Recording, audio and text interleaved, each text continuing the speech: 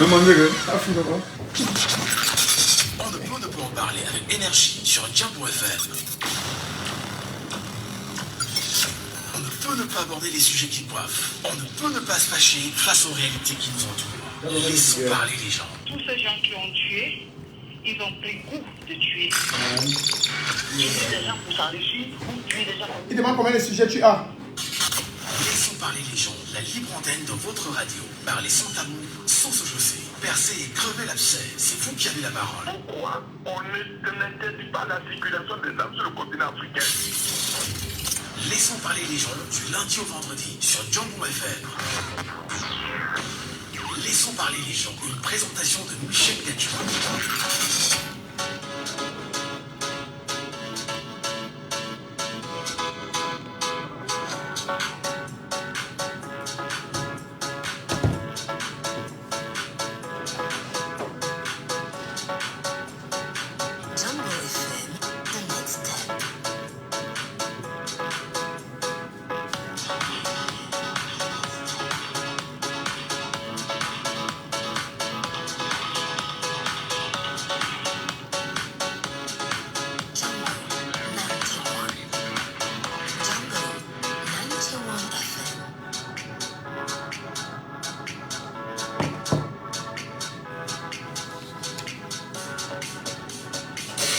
Bonjour à tous, bonjour à chacun, mesdames et messieurs, bienvenue à l'instant sur votre antenne, bienvenue sur Djambo FM, avec Laissons parler les gens, votre libre antenne qui vous donnera, comme vous le savez, encore la parole ce matin jusqu'à 11h, et à l'occasion, vous le savez, nous aurons, oui, la chance de prendre la parole, de nous exprimer et de dire ce que nous avons à dire, sans verser dans l'injure, en comme la diffamation. Mesdames et messieurs, Père Infondia, ce matin, à la technique, je suis Michel Gadjou au micro, et comme chaque jour, vous êtes à l'écoute, bienvenue à tous et à chacun. Laissons parler les gens. Premier sujet. Hautes instructions du chef de l'État. Depuis 2019, le secrétaire général à la présidence de la République du Cameroun bénéficie d'une délégation de signature du chef de l'État, Paul Biya, qui visiblement est affaibli par le poids de ses 91 ans. Depuis le 5 février 2019, les hautes instructions du chef de l'État ont-elles apporté plus de transparence dans la gestion de l'État, ou ont-elles montré le vrai visage des collaborateurs du chef de l'État? Les hautes instructions, décrétage et ses conséquences, bien évidemment, au Cameroun ce matin depuis 2019. La parole sera qui veut la prendre ce matin. Laissons parler les gens. Deuxième sujet. 2025, année cruciale pour le peuple camerounais dans sa globalité, après 64 ans d'indépendance. Les nombreux appels en direction de 30 millions de Camerounais à s'inscrire sur les listes électorales en vue de voter les nouveaux dirigeants en 2025 sont remarquables sur le plan national. Face à la machine du système et des hommes qui l'incarnent, face à l'ignorance d'une partie du peuple camerounais des grands enjeux politiques, face à la confiscation des appareils de l'État, la promotion de la peur brandie par certains membres du gouvernement, le peuple camerounais est-il prêt au sacrifice ultime pour défendre sa volonté de changement? Dès 10h ce matin, nous en parlons. Laissons parler les gens, libérons la parole. Et pour en parler naturellement, vous nous appellerez dans un petit moment, madame, messieurs, comme chaque jour, en direct au 6 74 39 79 04, 6 74 39 79 04, ou encore le 6 59 92 48 83, 6 59 92 48 83, et nous vous prendrons naturellement en direct. Et merci également à ceux qui nous regardent sur WhatsApp en direct également, sur Facebook autant pour moi. Appelez-nous via WhatsApp simplement au 6 91 98 60 98, 6 91 98 60 98. Et merci à chacun d'entre vous de réagir, madame, messieurs, au sujet, les deux sujets bien évidemment en débat ce matin. Parlons bien évidemment des hautes instructions du chef de l'État depuis 2019. Le secrétaire général à la présidence de la République du Cameroun bénéficie d'une délégation de signature du chef de l'État, Paul Biya, qui visiblement est affaibli, faut-il le rappeler, sans mensonge d'ailleurs, par le poids de ses 91 ans. Mais depuis le 5 février 2019, les hautes instructions du chef de l'État ont-elles apporté plus de transparence dans la gestion de l'État, ou ont-elles montré le vrai visage des collaborateurs du chef de l'État.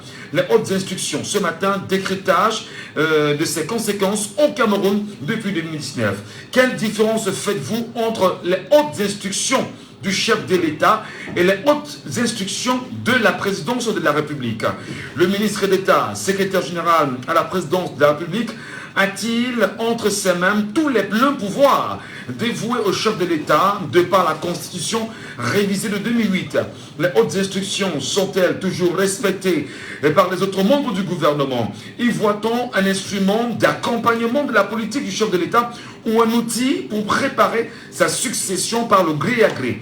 Les hautes instructions récentes ont-elles apporté plus d'apaisement dans la gestion des affaires publiques de l'État ou plus de désordre? Quelle est la possibilité, au moment où nous en parlons, pour Paul Biya en ce moment de retirer sa délégation de signature? Ou encore, caresse-t-il les hautes instructions en dormant? Auditeur en ligne ce matin, tout premier. Allô, bonjour. Allô, bonjour. Bonjour, Soyez les bienvenus, chers messieurs, sur Jambo FM. Comment nous vous appelons?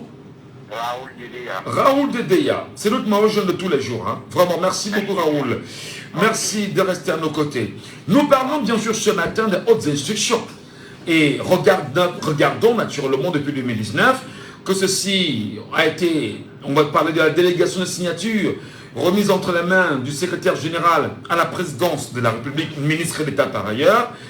Quelle observation vous avez fait depuis 2019 de ces hautes instructions? Oui, Michel, il n'y a que les pays où, où la population est en mort que ce qui peut se passer. Je vous avais dit en 2018 que c'était un mandat pris pour rien. C'était un mandat que le président pouvait arrêter pour rien parce que ça ne devait l'aider à rien. Ça ne devait le servir à rien. Il était déjà presque inactif, il était déjà presque indécis sur tous les plans. Le pays succombait déjà. Le pays balançait déjà vers la misère. C'était l'occasion pour lui de sortir par la grande porte en 2018. Mais il a repris un mandat en faisant une seule campagne électorale, une seule sortie, où il a gagné, on sait comment ça s'est passé en 2018. Oui, les hautes instructions, c'est une fuite en avant parce que normalement, quand on ne peut plus, on n'est pas là pour passer le pouvoir à quelqu'un d'autre. Et vous voyez, celui à qui on a donné les hautes instructions, qui a le droit de signature, il est imprégné, il est trempé dans beaucoup de scandales. Vous voyez que c'est ça même qui énerve les Camerounais. Comment quelqu'un qui a la signature de haute instruction, qui devrait avoir un bon comportement, qui devrait être quelqu'un de bien, quelqu'un donné par tous les Camerounais, est d'abord celui qui est le plus sali, celui qui est dans la peau. Le Cameroun, depuis 2018, rien ne marche. Depuis le haute instruction en 2019, tout a basculé, Michel. Et le peuple camerounais va comprendre que la situation est tellement critique avec cette haute instruction qu'on va se lever matin, on va dire sur haute instruction, Michel Gachet, président de la République. Même si je n'ai pas d'ambition en ce sens-là. Voilà. Oui, je n'ai pas d'ambition à être président de la République de toutes les façons. Alors justement, une question quand même urgente et cruciale en ce moment.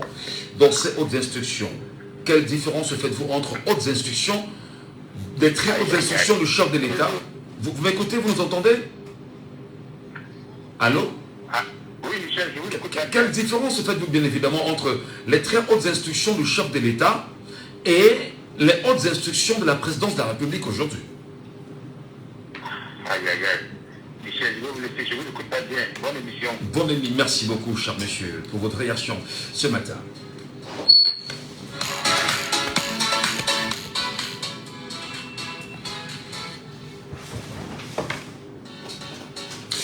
Auditeur en ligne avec nous, bonjour.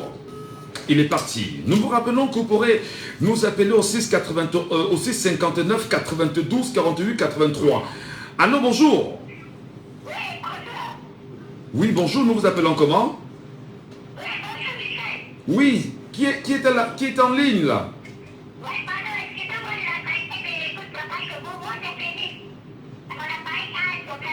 D'accord, bon, on va souffrir de vous écouter comme ça. Vous nous appelez d'où?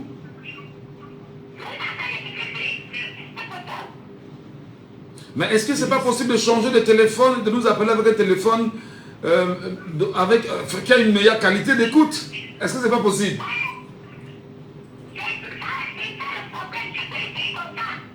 Allons-y alors, essayons quand même.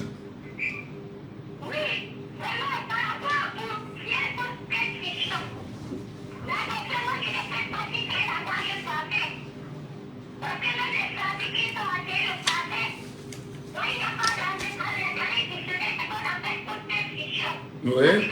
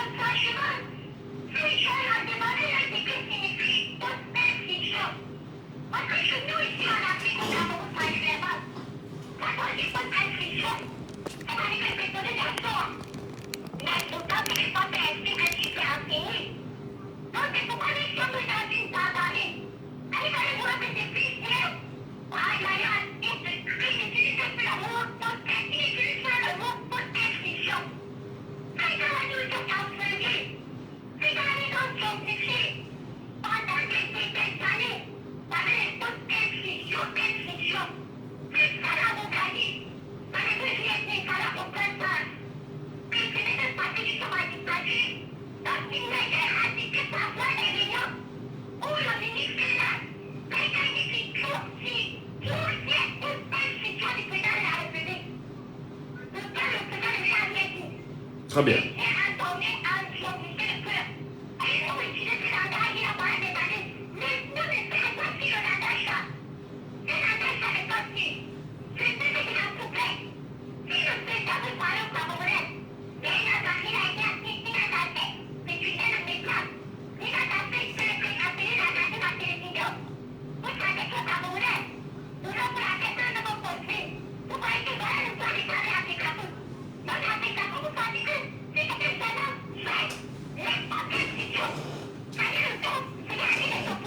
Allô, allô. Alors vraiment, je vous demanderai si c'est possible, changez de téléphone et revenez-nous parce que on a vraiment envie de vous écouter. Vraiment merci, merci beaucoup, merci beaucoup. Prenons cet auditeur bien évidemment qui est avec nous sur WhatsApp ce matin. Il nous attend, il est là. Auditeur en ligne, allô, bonjour. Oui, soyez les bienvenus, cher monsieur. Nous vous appelons comment?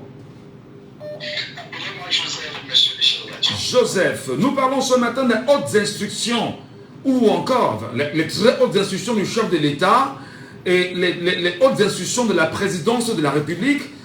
Est-ce que vous comprenez naturellement le jeu de, on va dire le jeu de langue, le jeu de mots utilisé ici? Est-ce que les hautes instructions depuis 2019 ont apporté plus d'apaisement au Cameroun que du désordre?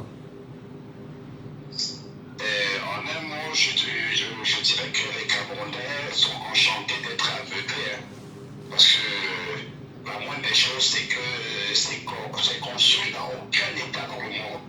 Quand vous êtes président de la République, et un simple décret, on impose une personne au sommet de l'État.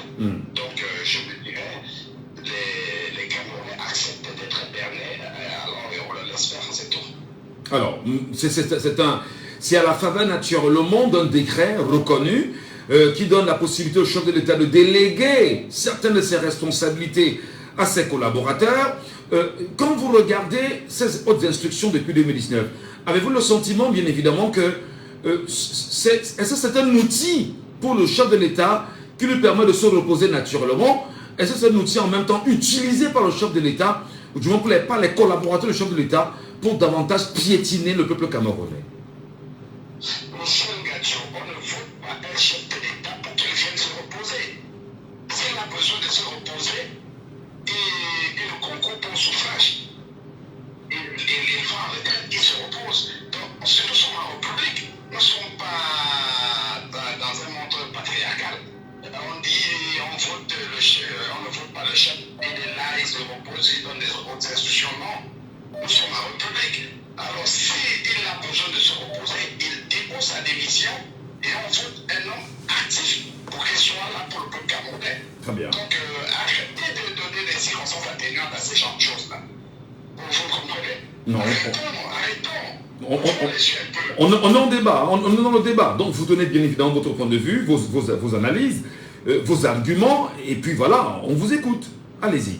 Nous savons que dans une république, le chef de l'État est voté pour être actif à 100%.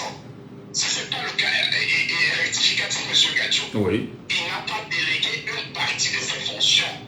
Et cet homme de M. Ngongo qui est là, c'est lui qui juge ce qui est nécessaire pour soumettre au chef de l'État. C'est lui le chef de l'État. Lisez bien les prérogatives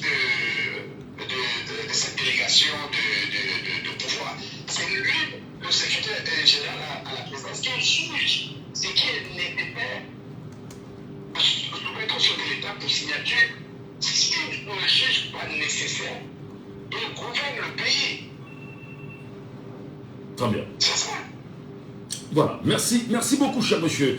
Merci pour votre point de vue ce matin. Prenons l'auditeur également avec nous ici au Cameroun en direct. Allô, bonjour. Allô? Bonjour. Oui, bonjour, je parle de Michel. Bonjour cher Félix. Votre voix vous trahit. C'est bon là. Ouais, nous, on vous écoute parfaitement. Oh, alors, dites-nous, qu'est-ce que vous comprenez naturellement par les hautes instructions, les très hautes instructions du chef de l'État?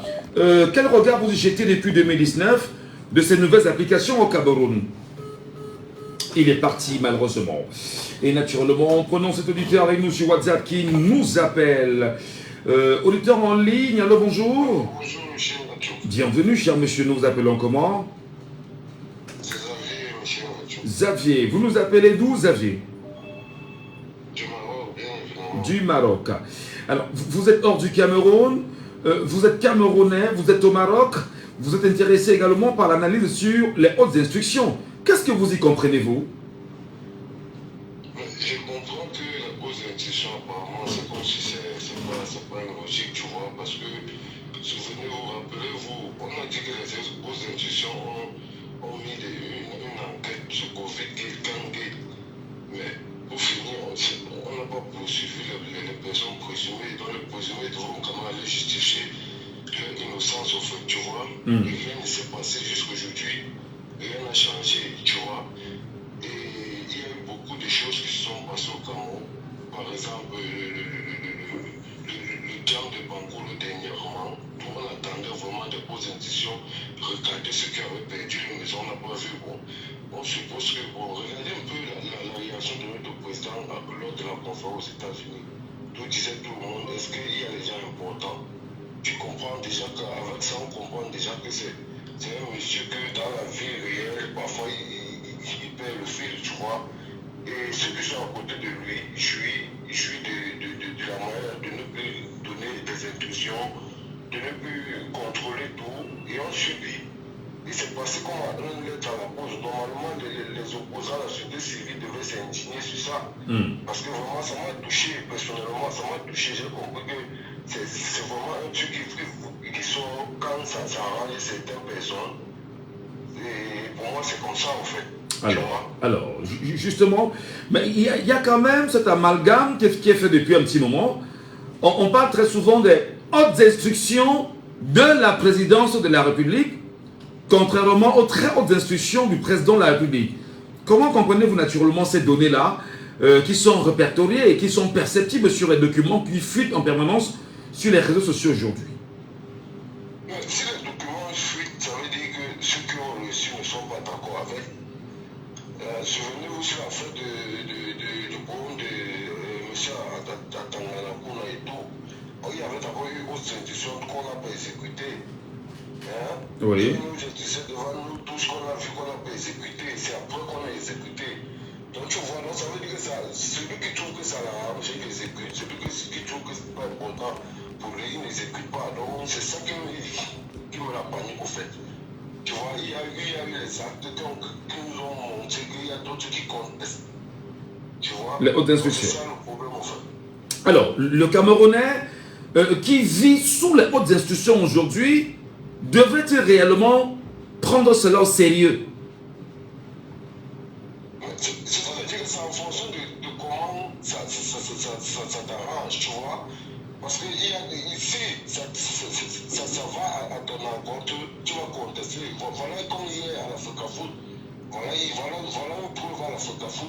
C'est depuis le 2 avril qu'on a dit les autres aux intuitions. Mais c'est peut-être 2 jours, 3 jours après qu'on a dit qu'on a respecté, qu'avant c'était contesté. Donc ce n'est pas moi qui le dis, Michel Gatou. Donc tout le monde, il faut être naïf pour dire que c'est encore le président qui gère le Cameroun. Il faut être naïf en fait. Alors, les hautes instructions apportent plus de désordre que d'ordre pour vous? Oui, partout. Voilà une preuve à l'Africa Foot. Voilà une preuve. C'est depuis le 2 qu'on a donné les hautes instructions, mais aujourd'hui c'est quand? Aujourd'hui c'est peut-être le 13.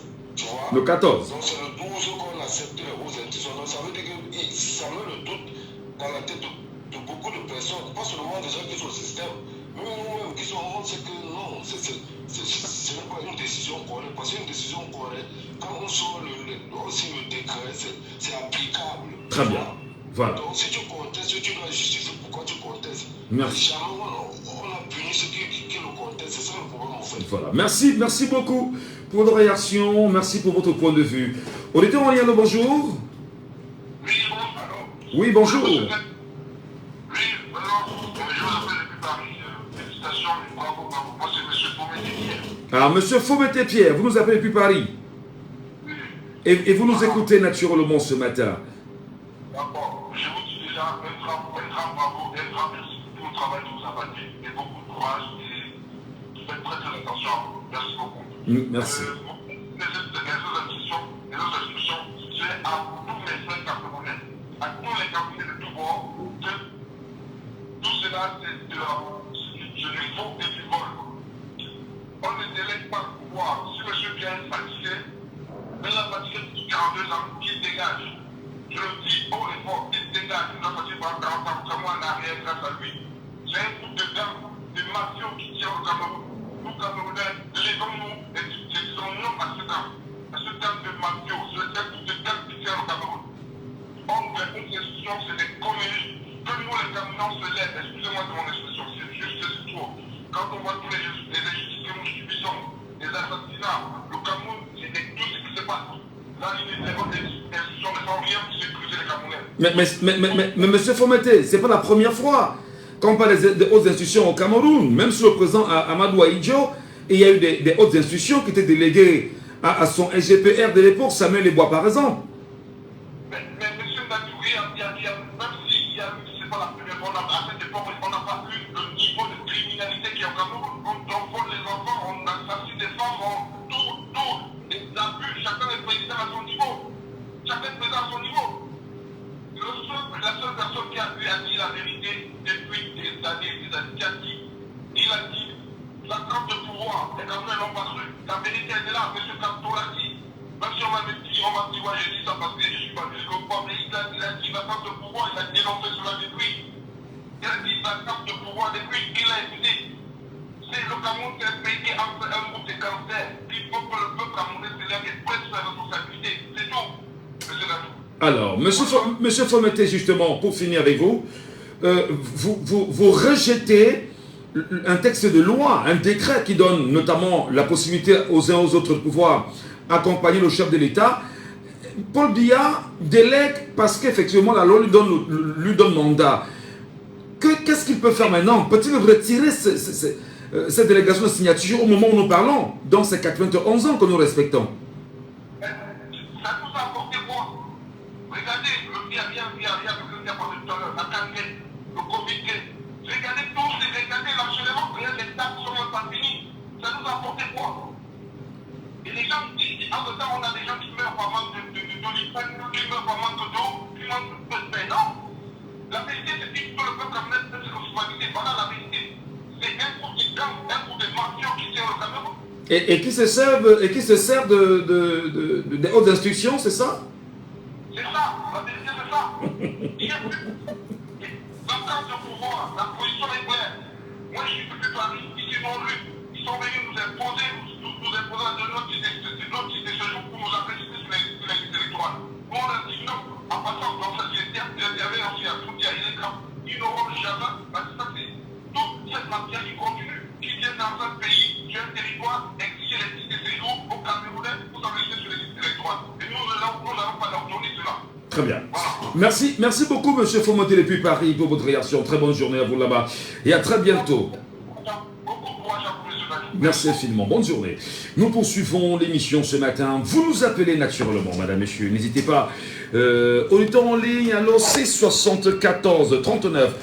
Alors, bonjour. Oui, Félix, bonjour.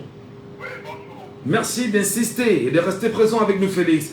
Haute instruction du chef de l'État sous Amadou Ahidjo, à la faveur bien sûr du décret du 25 juin 1973, accordant d'ailleurs la délégation de signature, Samuel Lebois a été, souvenez-vous, a bénéficié de cette délégation de signature. Marafa Melouyaya, Jean-Marie Atangana Mebara, Laurent Esso, tous ont bénéficié justement de cette délégation de signature. À votre avis, est-ce que c'est une délégation qui vise à remercier ceux qui sont autour du chef de l'État, des collaborateurs, ou il y a une autre explication que vous tenez à cela? Non, vous savez, avec Abad Aïcho n'avait pas caché le pouvoir. Aïcho ne s'appuyait pas, il n'était pas président du projet, il était président du point derrière. Comme vous avez parlé de son secrétaire général, à qui il a eu délégation de pouvoir, des signatures, même au fond de ce terre, le Cameroun était très vrai. On était l'un des premiers producteurs mondial de cacao café. Vous faisiez la concurrence avec le Brésil. On avait notre café, on avait notre société. Oui, mais peut-être là c'est au niveau de ce qu'il y avait avant. Je reste sur la délégation de signature.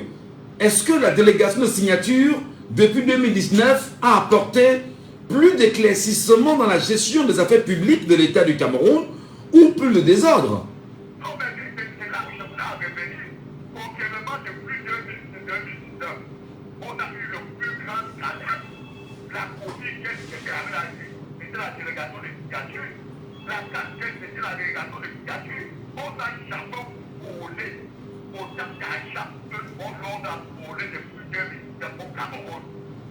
60 milliards de francs CFA volés au nom de l'organisation de la Coupe d'Afrique. 30 milliards. Avec 30 milliards, mon frère, ça fait 12 000 km de route de cultiver. 12 000 km, mon frère. On va mettre le couteau à Tonga, à Batou, à Patamba, à Popeka. Les gens ont volé. Mon frère, ça c'est le plus grand scandale du siècle. Alors, le scandale du siècle pour vous, mise en branle, je vais dire, accompagné par les hautes instructions pour vous, au moment où les Camerounais réalisent en même temps, si on s'en tient à ce que vous dites, que les hautes institutions n'ont rien apporté d'important au Cameroun, si ce n'est le vol, que faut-il donc faire? Que faut-il donc faire? Au Cameroun n'est pas des responsabilités. Celui qui a donné la signature de mon institution, il ne peut plus rien faire. Il lui-même ne voit plus rien. Même la chambre de corps a dit qu'il y a eu des vols. C'est la très haute institution là qui avait la signature de la casquette de la Covid, c'est lui qui a signé. C'est-à-dire que c'est lui le premier, l'architecte qui a dit que les déclats pour toutes ces choses-là. Mais tous les ministres qui ont volé sont encore en fonction.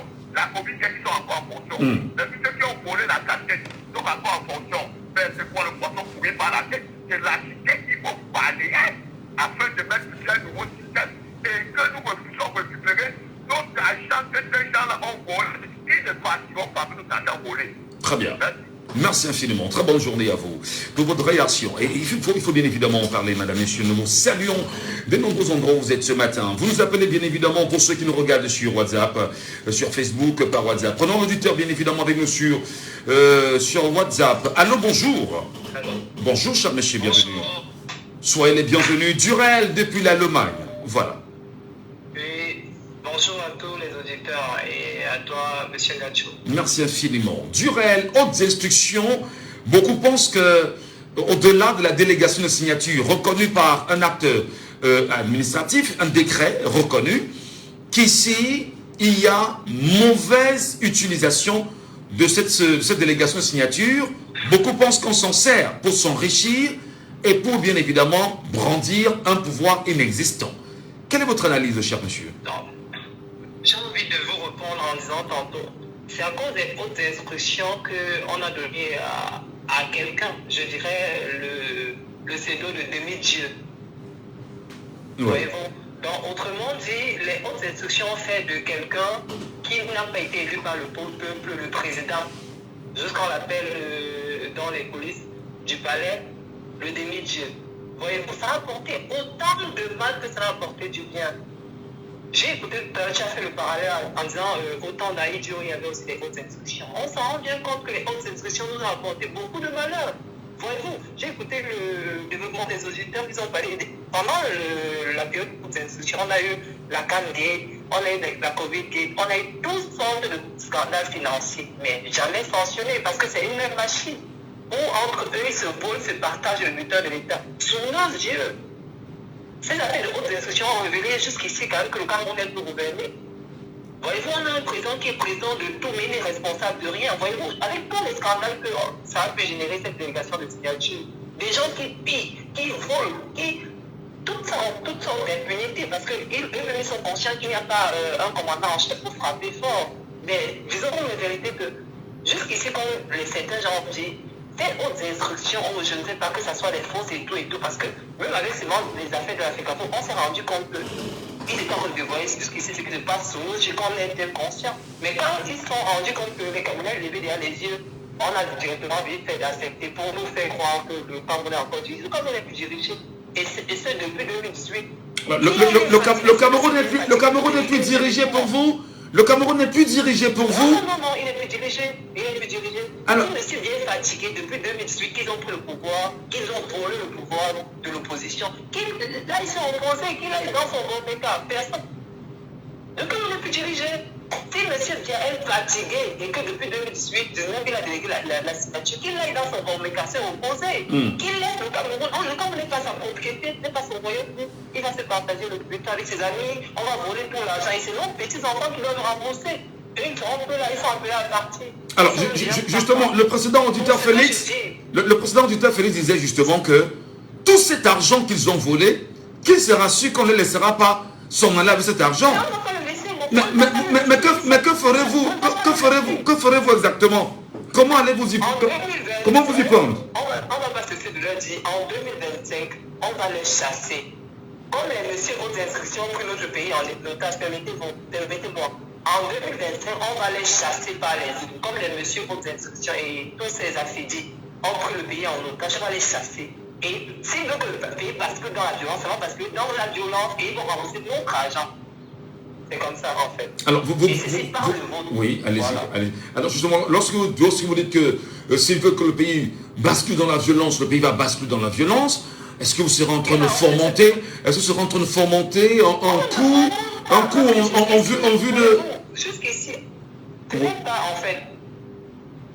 On ne peut pas jusqu'ici mettre sa main au feu et espérer le miracle que ça ne le brûle pas. Ouais. Et ils jouent avec le feu. Depuis 2018, ils volent l'argent des Camerounais impunément et ils ne pensent pas qu'on va les laisser comme ça continuer à payer. Que faire justement de ces hautes instructions d'Urel? Là, présentement, le peuple camerounais suffoque. Mais attendez. Mais attendez. Votre sanction, dites-vous, vous voterez pour sanctionner ceux qui étaient là avant. Mais l'argent sera parti. L'argent se retrouverait dans les comptes offshore. Vous ferez quoi? Il faut rembourser. En faisant quoi? Rembourser cet argent. Ils nous écoutent. Tous ces gens-là, M. Moulinès et j'en passe, ils vont rembourser l'argent des Camerounais qu'ils ont volé. Ils vont rembourser l'argent des Camerounais qui vont voler. Même s'ils tombent là, c'est les enfants qui vont rembourser. Qu'ils le sachent. On ne va pas lâcher ça. Si un monsieur est fatigué, monsieur bien fatigué depuis 42 ans qu'il gère le Cameroun sans partage, qu'il a dû se reposer dans son bon état, il laisse notre pays en héritage. Il laisse notre pays qu'on a eu gracieusement. Que nous entendons, que les Oumioubés sont sacrifiés les matins pour le faire. Ils laissent notre pays. En 2025, nous allons voter votre sanction pour sanctionner ces régimes des voleurs, ces régimes des hautes instructions qui font plus du mal que de bien au Cameroun. Très bien. Merci beaucoup, cher Durel, depuis l'Allemagne, pour votre point de vue ce matin sur la radio. Mesdames, Messieurs, nous vous écoutons. Auditeurs en ligne, le bonjour. Oui, bonjour, Michel. Baissez le volume de votre radio. Nous vous appelons comment, cher monsieur? Celui-là, c'est... D'accord. C'est monsieur Saban? Oui, monsieur Saban. Monsieur Saban depuis Boya. Nous vous écoutons et ça fait plaisir de vous écouter en permanence. Nous souhaitons également que d'autres Camerounais nous appellent et que les Camerounais n'aient pas peur, que les Camerounais n'aient pas l'impression que lorsqu'on parle du Cameroun, ce ne sont que d'autres Camerounais qui doivent le faire. Prenez la peine, bien évidemment, de réagir. Monsieur Saban, hautes instructions, est-ce que c'est de l'arnaque au peuple camerounais, ce décret-là, qui visiblement aujourd'hui, en écoutant tous ceux qui réagissent, pensent que c'est un instrument mis à disposition pour pouvoir flouer, mentir, désorienter le peuple camerounais et lui a stocké tout ce qu'il a comme richesse et argent. Monsieur Michel, c'est pire que l'arnaque. C'est pire que l'arnaque. C'est pire que l'arnaque. La logique aurait commandé que les Camerounais considèrent les hautes instructions de la délégation de signature comme une démission. On constate la vacance et puis on dégage le grand Manitou là. Mais vous avez posé une question là tout à l'heure, on n'a pas répondu. Vous avez demandé que de temps en temps, il y a les hautes instructions de la présidence, les hautes instructions du chef de l'État. La présidence de la République est gouvernée actuellement par 3 individus. La présidence de la République, dites-vous? Oui. Il y a d'abord, en premier lieu, la première dame. La première dame. Oui. C'est vous qui le dites, d'accord? Gongo. Oui. Le secrétaire général du ministère de l'État. Alors, après, ouais. de temps en temps, quand le président n'est plus sénile, il donne aussi quelques instructions. C'est comme ça que ça fonctionne là-bas maintenant. Il n'y a que les 3 là. Mais vous avez parlé de 3 personnes. C'est vous qui le dites, hein? C'est pas moi. Donc, vous dites qu'il y a la première dame, vous dites qu'il y a le SGPR, et la troisième personne, c'est qui? La troisième personne, de temps en temps, quand le président lui-même n'est pas... Quand sa sénilité lui quitte souvent, il donne quelques instructions. En dehors de ça... Ah, d'accord, lui-même. Ok. Très bien. De temps en temps aussi. Le directeur du cabinet civil.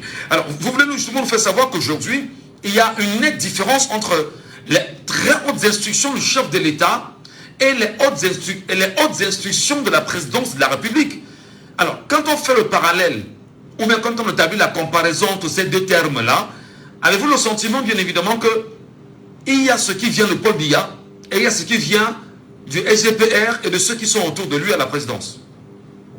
Ce qui vient de Paul Biya est minoré, très très minoré, M. Michel. Les instructions là, la plupart des autres instructions viennent du ministère de l'État. C'était déjà la présidence, Ferdinand Gongo et la première dame, les deux là. Ah ben, c'est les deux là qui pilotent le pays.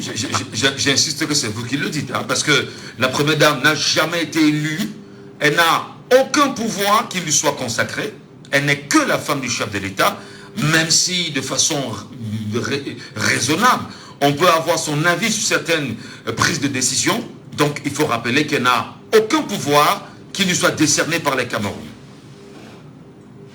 Monsieur Michel, je sais que vous êtes tellement intelligent, mais vous voulez, je ne sais pas si vous voulez feindre la naïveté ou quoi. Si elle se décide maintenant, elle dit qu'à partir de demain, Michel Ngatou sera ministre de la communication du Cameroun, ça se fera. Je vous le dis. Mais qu'elle ne compte pas sur moi pour venir faire ce qu'il ne faut pas faire. Soyons d'accord. Si jamais elle le fait, et si jamais elle a ce pouvoir-là, qu'elle ne compte pas sur moi pour venir faire ce qu'il ne faudra pas faire. Parce que dès les premières semaines, peut-être, je lui dirais de façon gentille que c'était bien, mais je ne veux pas. D'accord, c'était mieux comme ça. Voilà. Monsieur Saban, merci. Pour finir, allons-y rapidement. Il y a plus de 15 ministres désignés par la première dame, plus de 15. Les Koutia Cortez, l'homme de la fonction publique, ils sont plus de 15. Désignés par la première dame, elle ne fait nommer comme ça. Donc les autres incidents ne sont pas seulement de Ferdinand Gongo seul, il y a la première dame d'abord. Le Ferdinand ne peut même pas faire quelque chose maintenant sans demander à la première dame, je vous l'assure. Très bien. La République, justement, sur la radio ce matin. Auditeur en ligne, allô, bonjour. Vous nous appelez hors du Cameroun. Bonjour. Allô? Allô, oui, bonjour, monsieur Michel. Comment nous vous appelons, cher monsieur? Je m'appelle Gamel depuis la Belgique. Gamel depuis la Belgique. Nous parlons ce matin de la délégation de signature. Il y a au Cameroun un décret qui autorise à des collaborateurs du chef de l'État, ça peut être son SGPR, ça peut être le directeur du cabinet civil, le Premier ministre et d'autres collaborateurs bien connus, qui peuvent travailler au nom du chef de l'État et prendre certaines responsabilités. Alors, depuis 2019, les Camerounais suffoquent sur le coût de la vie qui est extrêmement élevé. Les Camerounais regardent tout ce qui se passe avec les hautes instructions. Qu'est-ce que ces hautes instructions, que M. Ngongo tient en main aurait apporté au Cameroun depuis 2019? On n'a eu que de malheur avec des autres instructions, hein, M. Ngachou. Je vais commencer par dire que même dans une réunion de quartier, sur 5, le président préside au moins une fois sur 5. Ouais. Si nous passons le temps tout le temps à croire aux instructions, aux instructions, patati patata, chacun ne fait qu'à sa guise, comme le confrère Xavier l'a parlé depuis le Maroc. Chacun ne profite qu'à son système. Ça n'arrange que des personnes qui ont reçu ces autres instructions. Vous voyez? La vieillesse n'est pas une malédiction, par exemple. Monsieur Bia, il est vieux. C'est plus de 10 ans. C'est pas aujourd'hui que ça date. C'est plus de 10 ans que nous sommes dans ce problème de haute instruction. Ça devient très, très décevant. On ne peut pas passer le temps à dire on est sur les autres instructions. Non. Le président de la République aujourd'hui se tient debout comme ça, des ministres se disputent devant lui comme ça jusqu'à se tendre les doigts. Il ne parvient plus à rien faire. Le Cameroun n'est plus dirigé. Soyons d'abord secs, disons-nous la vérité. Alors, le Cameroun est donc dirigé par les hautes instructions, c'est ça? Pas les hautes instructions tout le temps, et chacun ne fait qu'à sa guise. Chacun ne fait qu'à sa guise, le grand frangin. Aujourd'hui, avec un pays qui a l'éveil, par exemple, comme l'éveil que tu nous apportes aujourd'hui, le grand frangin Michel Ngachou, nous devons nous tendre massivement derrière un leader comme toi, parce que les gens le veulent, le parti est déjà un leader. Je ne suis qu'un simple journaliste, mon frère. Vraiment. Non, un simple journaliste qui éveille les consciences. On dit que le tout, c'est le début de l'action. Vous comprenez un peu le grand frangin? Oui. Nous vous écoutons. Qui tourne, nous n'avons pas foutu les autres instructions. Quand notre livre est dedans jusqu'à quand? Est-ce que j'ai vu quelqu'un, le frère Kouam, qui a écrit dans les commentaires quelque part, nous n'avons pas foutu les autres instructions, ça c'est vrai. Il faut qu'à un moment donné, nous arrêtons ces affaires. Oui, mais vous avez voté pour ceux qui ont donné leur accord à Paul Biya en majorité en 2018. Vous avez voté pour le président de la République. Vous avez voté pour la Constitution qui lui délègue les pleins pouvoirs. Et dans ce plein pouvoir également, vous avez voté pour l'ensemble des décrets, l'ensemble des décisions qu'il prendra au nom du peuple camerounais. Est-ce qu'on ne peut pas dire justement que tout est taillé sur mesure aujourd'hui et que vous n'avez que vos yeux pour pleurer? Non, monsieur Gachou. Oui, mais je pose la question. Comment revenir en arrière au moment où les Camerounais disent qu'ils n'en veulent plus des hautes institutions? Est-ce que Paul Biya, au moment où nous parlons, est capable de retirer sa délégation en Ngongo, par exemple, et de reprendre les choses en main? Il est capable pratiquement de ne rien faire. Il est en train d'aller au 3e âge. Soyons véridiques. Mais il est dans le 3e âge déjà. Il n'est plus. Il est dans le 3e âge. Il est dans le 3e âge, donc il n'est plus actif. Ce monsieur, j'ai eu des grands-parents qui sont allés au 3e âge. Moi, je retiens les couches.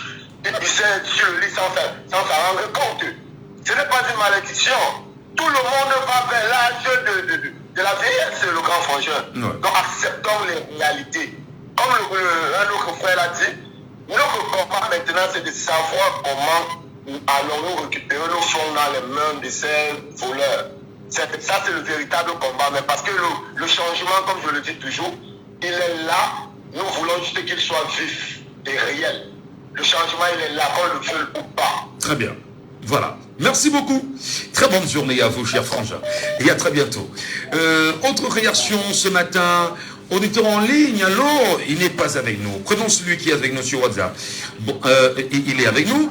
Prenons-le d'abord. Allô, bonjour. Bonjour, c'est Sinclair. Sinclair, bienvenue ce matin, Sinclair. Merci, bonjour à tous. Merci. Bonjour, Gatou. Merci beaucoup, Sinclair. Quelle différence, Sinclair, faites-vous entre les très hautes instructions du chef de l'État et les hautes instructions de la présidence de la République? Oui, Michel Gatou. La première, c'est quand peut-être on met sur le nom du chef de l'État et après il se rend compte, elle ouvre un peu les yeux, on dit que la présidence. Et vous savez, tout ce qu'ils sont en train de faire là, c'est pour couvrir les aspects juridiques de demain. Parce que demain, quand on dirait à Ngongo ou bien à autour de qu'est-ce qui s'était passé, ils diront que c'est la présidence. Et puisque la présidence est celui que nous voyons à distance, donc ça ne concerne pas ceux qui sont. Donc le président s'est déjà dédouané, il a dit que nous on remettait tout ça sur mon nom. C'est pour ça que maintenant nous comprenons un peu plus la présidence de la République. Alors, donc vous l'avez décrit comme tel, et je repose la question que je pose à tout le monde. Quelle est la possibilité pour le chef de l'État actuel, encore en service, qui jouit encore de son élection de 2018, délégation permanente de signature, et de reprendre les choses en main? Est-ce qu'il est encore capable de le faire? Bon, je peux dire non. Non, mais pour vous. un peu de méthode. D'accord. Quand il dit non, parce que c'est d'abord dans la Constitution. Et puisque c'est inscrit dans la Constitution, c'est comme un chose, comme un entourloupe. Oui. Donc, à un moment, il peut dire que non, vraiment, c'était pas moi. Le secrétaire dit que non, c'était pas moi. Donc, on met ça, c'est un flou. Pour permettre que si jamais il y a un problème, on puisse discuter, parce que le mot instruction lui-même, on ne peut pas la condamner. Parce qu'on ne sait pas de qui ça vient. Parce qu'il va dire que non, j'ai délégué ma signature. Et après, maintenant, celui qui, comme le secrétaire a parlé, tu vas dire que mais c'est pas moi le président. Ouais. Donc c'est une entourloupe comme ça pour jongler et une histoire de joujou. Vous vous rappelez quand on est un peu petit ou bien quand nous étions très petits, quand maman dit joujou, à chaque moment tu es toujours tu te gardes. Absolument. Mais vraiment, il n'y a pas de joujou, mais si tu veux pas du joujou, tu te tiens un peu à l'écart. Donc je pense que le mot institution, c'est un peu ça. Pour faire terre à terre. Donc c'est un peu comme si on disait joujou à un enfant, et à chaque moment il est toujours se garde, il la tête, puis vraiment il y a quelque chose de mauvais là-bas, et il se tient un peu à respect. Voilà, merci beaucoup, cher monsieur Sinclair. Très bonne journée à vous. Et nous prenons notre auditeur avec monsieur WhatsApp. Allô, bonjour. Bonjour. Bonjour, cher monsieur. Bienvenue. Nous vous appelons comment? Joël. Joël. Est-ce qu'il n'est pas temps pour Paul Biya, en ce moment aux affaires, de faire déjà lui-même le bilan des hautes instructions et d'en tirer les conséquences et les conclusions? En fait, j'appelle ça, généralement, ça inspire, ça donne beaucoup d'inspiration. J'appelle ça la haute mafia du pouvoir. Alors, le titre du film. Haute mafia du pouvoir. Donc, oui, c'est la haute mafia du pouvoir. En fait, il ne peut plus. Il est trop tard. Est-ce que les gens ne comprennent pas ce qu'il est... Attendez. Vous dites qu'il ne peut plus, il est trop tard? Non, il est trop tard. Aïe. Il est trop tard. Il est trop tard, laissez-moi vous dire. Il est trop tard parce que, tout simplement parce que il a donné ses instructions, les gens ont amassé des milliards et ces gens-là sont prêts à tout. Présentement, ce que les gens ne savent pas, c'est qu'il est prisonnier de son système. Il est prisonnier de son système. Là où il est présentement, on lui dit assois-toi là et tu te tais. Il est prisonnier de son système, il ne peut plus. Parce qu'il est, avec le concours de son entourage le plus proche, il est prisonnier de son propre système. Très bien. Vous allez constater une chose, et le temps nous le dira, le désordre viendra d'eux-mêmes, parce qu'il y a des groupes qui sont en train de se bagarrer entre eux.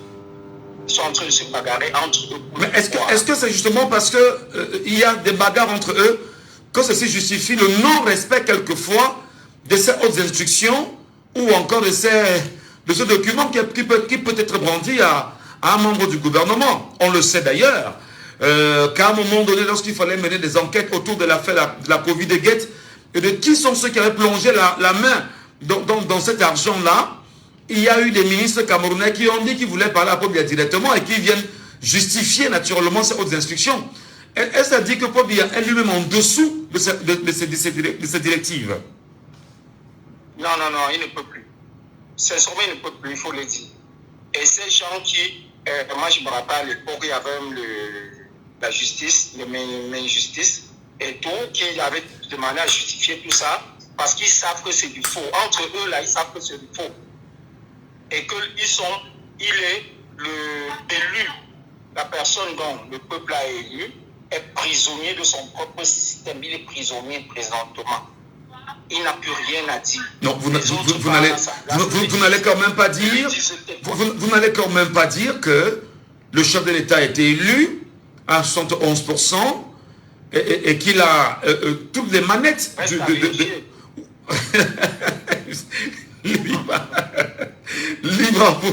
libre à vous naturellement de vérifier. Vous n'allez quand même pas dire que lui qui tient, il tient les manettes du pouvoir entre les mains, mais il ne travaille pas seul quand même, cher monsieur. On l'accorde encore ça, mais qu'il dirige le pays. On l'accorde ça, mais il n'a plus ces capacités-là parce qu'il est prisonnier. Les gens, il y a un certain groupe de personnes qui l'ont mis prisonnier parce que s'il tente de lever la tête, c'est lui qui risque de passer. Donc, il est prisonnier. Très bien. Vraiment, je vous le dis. Vous aurez l'occasion un jour, quand tout ceci, après 2025, on aura l'occasion de revenir dessus et rappelez-vous de ce jour où je l'ai dit. Il est prisonnier de son système. Merci beaucoup. Très bonne journée à vous.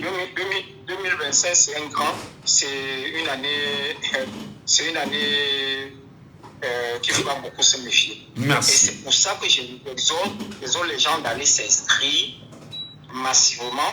Et après les instructions, quand les instructions vont finir, j'interpelle les responsables politiques de commencer à former les scrutateurs. On en reparlera. Vraiment, merci beaucoup pour votre réaction ce matin. Et à très très bientôt, chers messieurs. Alors, bonjour. Alors, bonjour, monsieur Michel. Comment vous allez? Ça va, nous sommes là. Nous vous appelons? C'est monsieur Edouard. Edouard, hautes instructions, très hautes instructions du chef de l'État, hautes instructions de la présidence de la République, deux thèmes différents. Mais depuis 2019, qu'est-ce que ces documents, cette délégation de signature a apporté au Cameroun? Faisons le bilan ce matin. Parlons-en.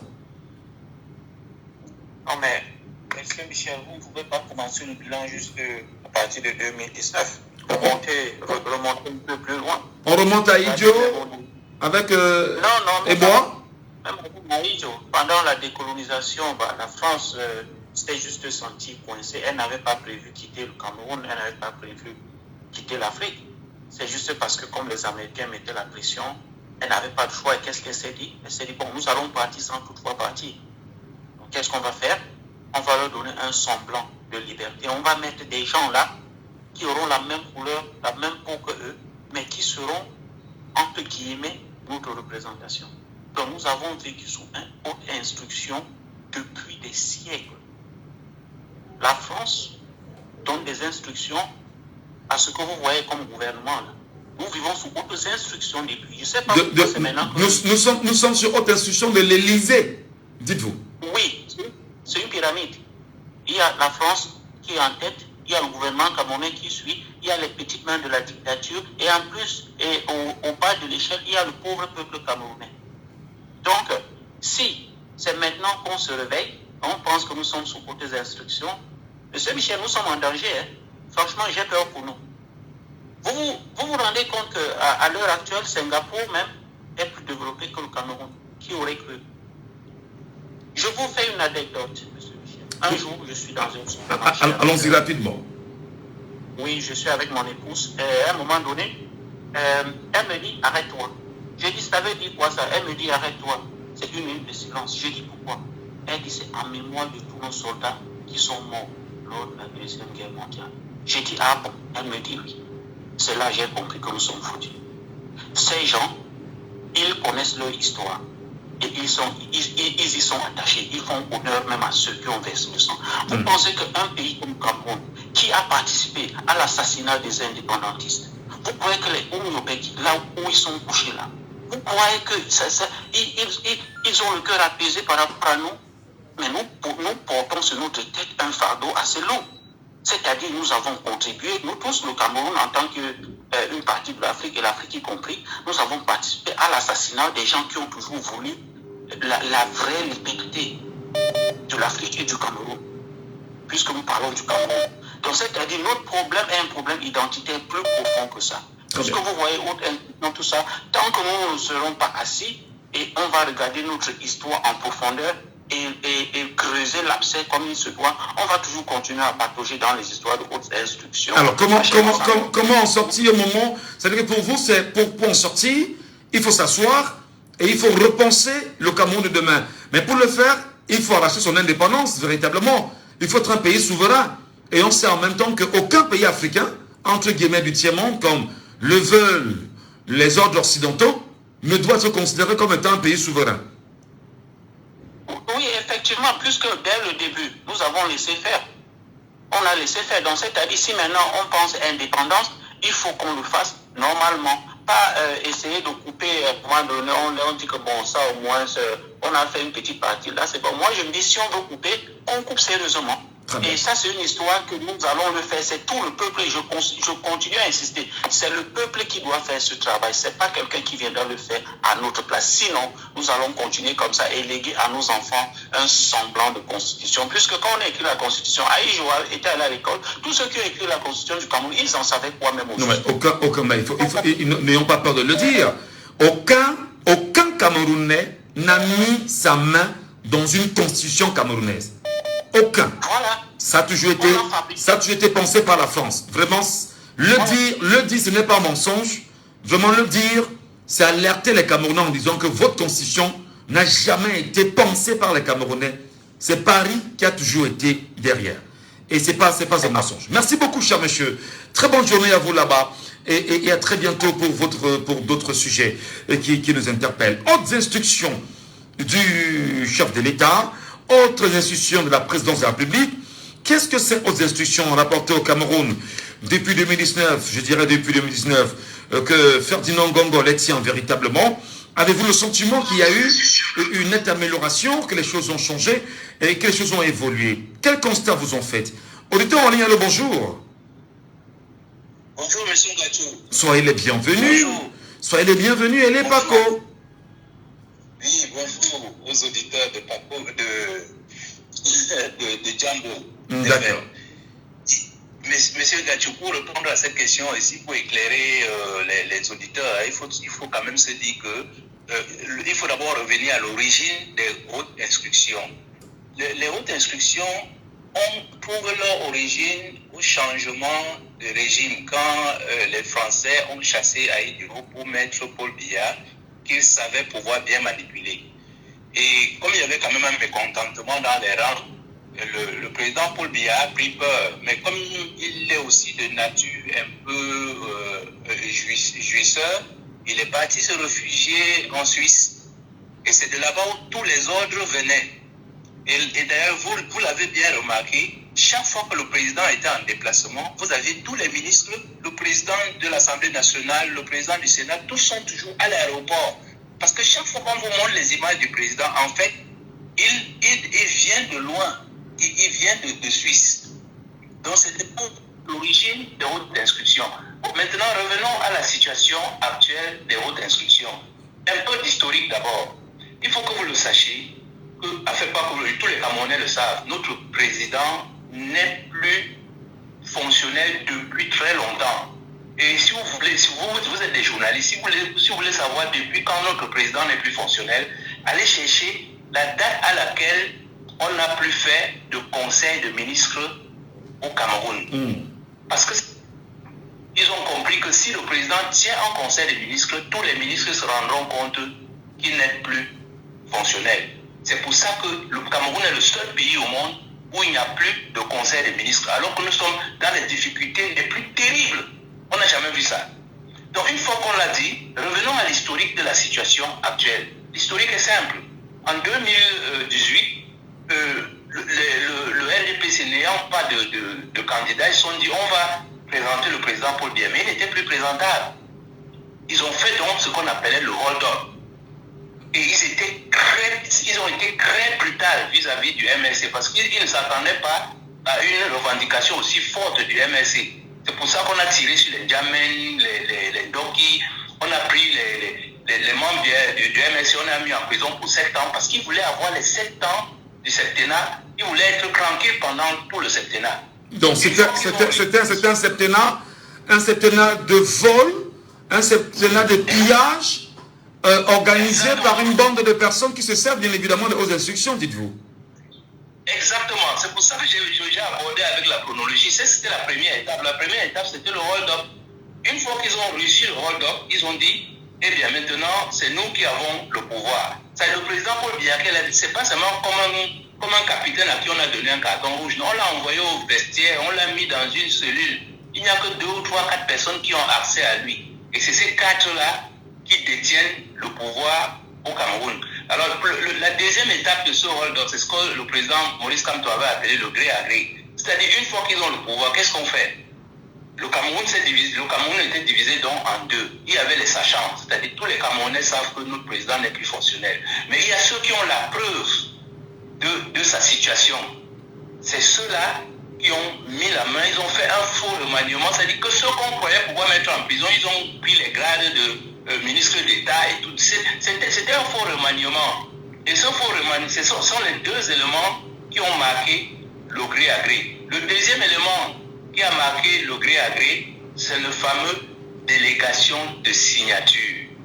Et c'est là où il faut faire très attention, monsieur Michel Kachou, c'est que ici on nous parle de délégation permanente. Et ce n'est pas tout. Il y a un alinéa dans cette délégation qui prévoit que monsieur Ngongo a le droit de discrimination. C'est-à-dire, vous pouvez m'apporter un sujet au président qui pour informer le président qu'on va détruire le Cameroun. Si monsieur Ngongo, il peut décider de montrer au président ou de ne pas montrer au président. En fait, c'est une façon très élégante de dire c'est nous qui avons le pouvoir. Puisque si vous lui apportez 100 dossiers, il décide de ne donner aucun dossier au président, il ne donnera pas. L'alinéa de cette délégation permanente le prévoit. Donc voilà les 2 éléments qui ont constitué le gré à gré. Mais personne n'a l'opposition, tous ces gens qui se disent de la société civile, personne n'a soutenu le président Maurice Kamto quand il a dénoncé ce gré à gré. Et donc aujourd'hui non. Et par contre, ils comprennent très bien la nécessité de nous faire croire que le président est toujours en fonction. Ouais. Et pour cela, pour nous faire croire que le président est toujours en fonction, de temps en temps, on nous sort des foulards comme ça pour nous faire croire qu'il a pris des routes d'instruction. Par exemple, on avait demandé de convoquer M. Ngongo à la justice. Donc tout ça a fait croire que non, c'est encore le président qui décide et tout. Ça a fait mousser un peu, là. Après ça est reparti au frigo. Après il y a eu cette histoire des cannes et tout. On a sorti ça, ouais, on va arrêter les ministres et tout. Le président a décidé, le président a tapé la main sur la table et tout. C'est faux. Il est en prison. Et l'illustration la plus pertinente dans ce moment, c'est la station de Eco et de Jean-Pierre Amougou Belinga. Voilà, Jean-Pierre Amougou Belinga. Tout ça pour faire croire que le président a tapé la main sur la table. Non. C'est cette mafia qui a mis la main sur notre gouvernement pendant 7 ans, qui fait toutes ces manifestations. Mais franchement, il y a une situation qui m'a vraiment amusé. C'est le discours du président, quand il a dit le Cameroun, c'est le continent. Mais tous ceux qui ont connu le président Paul Biya savent qu'il ne peut pas tenir ce genre de propos. Parce que le mot continent, c'est une autodérision des Camerounais. Nous, on fait une autodérision sur nous parce que nous savons que nous sommes l'Afrique à miniature. Mais aujourd'hui, nous sommes devenus, nous sommes devenus le centre d'expérimentation de toutes les déviations, de toutes les barbaries et de toutes les fausseries en Afrique. C'est pour ça que nous appelons continent. Mais dire que ça vient de la bouche du président de la République, ça c'est quand même très fort. Maintenant, pour terminer, quand même, je vais faire, comment on dit ça, je sais que vous avez mis ce sujet sur la table aujourd'hui parce qu'il y a justement la situation de Samuel Eto'o. Et c'est ce que je vous disais au début, c'est qu'aujourd'hui au Cameroun, nous avons 2 groupes. Les sachants, c'est-à-dire nous tous là, tout le peuple, nous savons que notre président est hors service. Mais il y a ceux qui ont la preuve qu'il est hors service. Et rappelez-vous, le président Samuel Eto'o est l'un des rares Camerounais à avoir vu Paul Biya. Je dis, il est l'un des rares Camerounais à avoir eu accès au président dans ces 10 dernières années. C'est quand il avait dit au président, si vous me recevez, je vais faire en sorte qu'on ne nous enlève pas la canne. Et à cette occasion, il a compris que ce n'est plus le président qui décide. C'est pour ça qu'il a cette posture aujourd'hui. Il sait que tout ce qu'on appelle haute instruction, ça ne vient plus ça ne vient plus du Grand Katika. C'est c'est cette mafia qui est autour du président qui formule tous ces désordres. Et là, il y a un risque. Le risque, c'est que nous, les Camerounais, qui avons accepté cette situation pour une question de paix, pour avoir un semblant, pour dire que bon, même s'il vaut mieux avoir un mauvais gouvernement que de ne rien avoir, maintenant, c'est très grave. Ça met en doute même ce faux gouvernement qui est là. Très bien. Et ça, c'est extrêmement critique. D'où la nécessité d'aller vraiment vers 2025 et de tourner cette page. C'est vraiment l'une des plus grosses escroqueries que l'on ait jamais connu sur cette planète. Merci infiniment, M. Lepako, pour cette brillante analyse que vous nous apportez chaque jour sur cette antenne. Merci infiniment. Très bonne journée à vous de l'endroit où vous nous écoutez. Et à très bientôt, Lepako, auditeur très fidèle. Dans un instant, mesdames et messieurs, deuxième sujet ce matin. Laissons parler les gens. Deuxième sujet. Merci de partager. Merci de partager. Merci de partager. Merci de partager pour ceux qui nous regardent sur Facebook. C'est très important parce que si vous ne partagez pas, comment allez-vous naturellement permettre à ceux qui ne sont pas informés, ceux qui ne peuvent pas mesurer ce qui est pensé par les Camerounais, si vous ne partagez pas, si vous ne sécurisez pas, encore que voilà, les pages sont même un peu restreintes parce qu'ils ne sont pas très contents, donc les pages sont restreintes. Donc faites un effort, faites ce qui vous revient de droit. Mesdames et messieurs, deuxième sujet. 2025, année cruciale pour le peuple camerounais dans sa globalité après 64 ans d'indépendance. Les nombreux appels en direction de 30 millions de Camerounais à s'inscrire sur les listes électorales en vue de voter les nouveaux dirigeants en 2025 sont remarquables sur le plan national aujourd'hui. Face à la machine du système et des hommes qui l'incarnent, face à l'ignorance d'une partie du peuple camerounais des grands enjeux politiques, face à la confiscation de l'appareil de l'État, la promotion de la peur brandie par certains membres du gouvernement, le peuple camerounais est-il prêt au sacrifice ultime pour défendre sa volonté de changement? Voilà la question de fond. Le peuple camerounais est-il prêt au sacrifice ultime pour défendre sa volonté de changement? Nous vous écoutons et on en parle.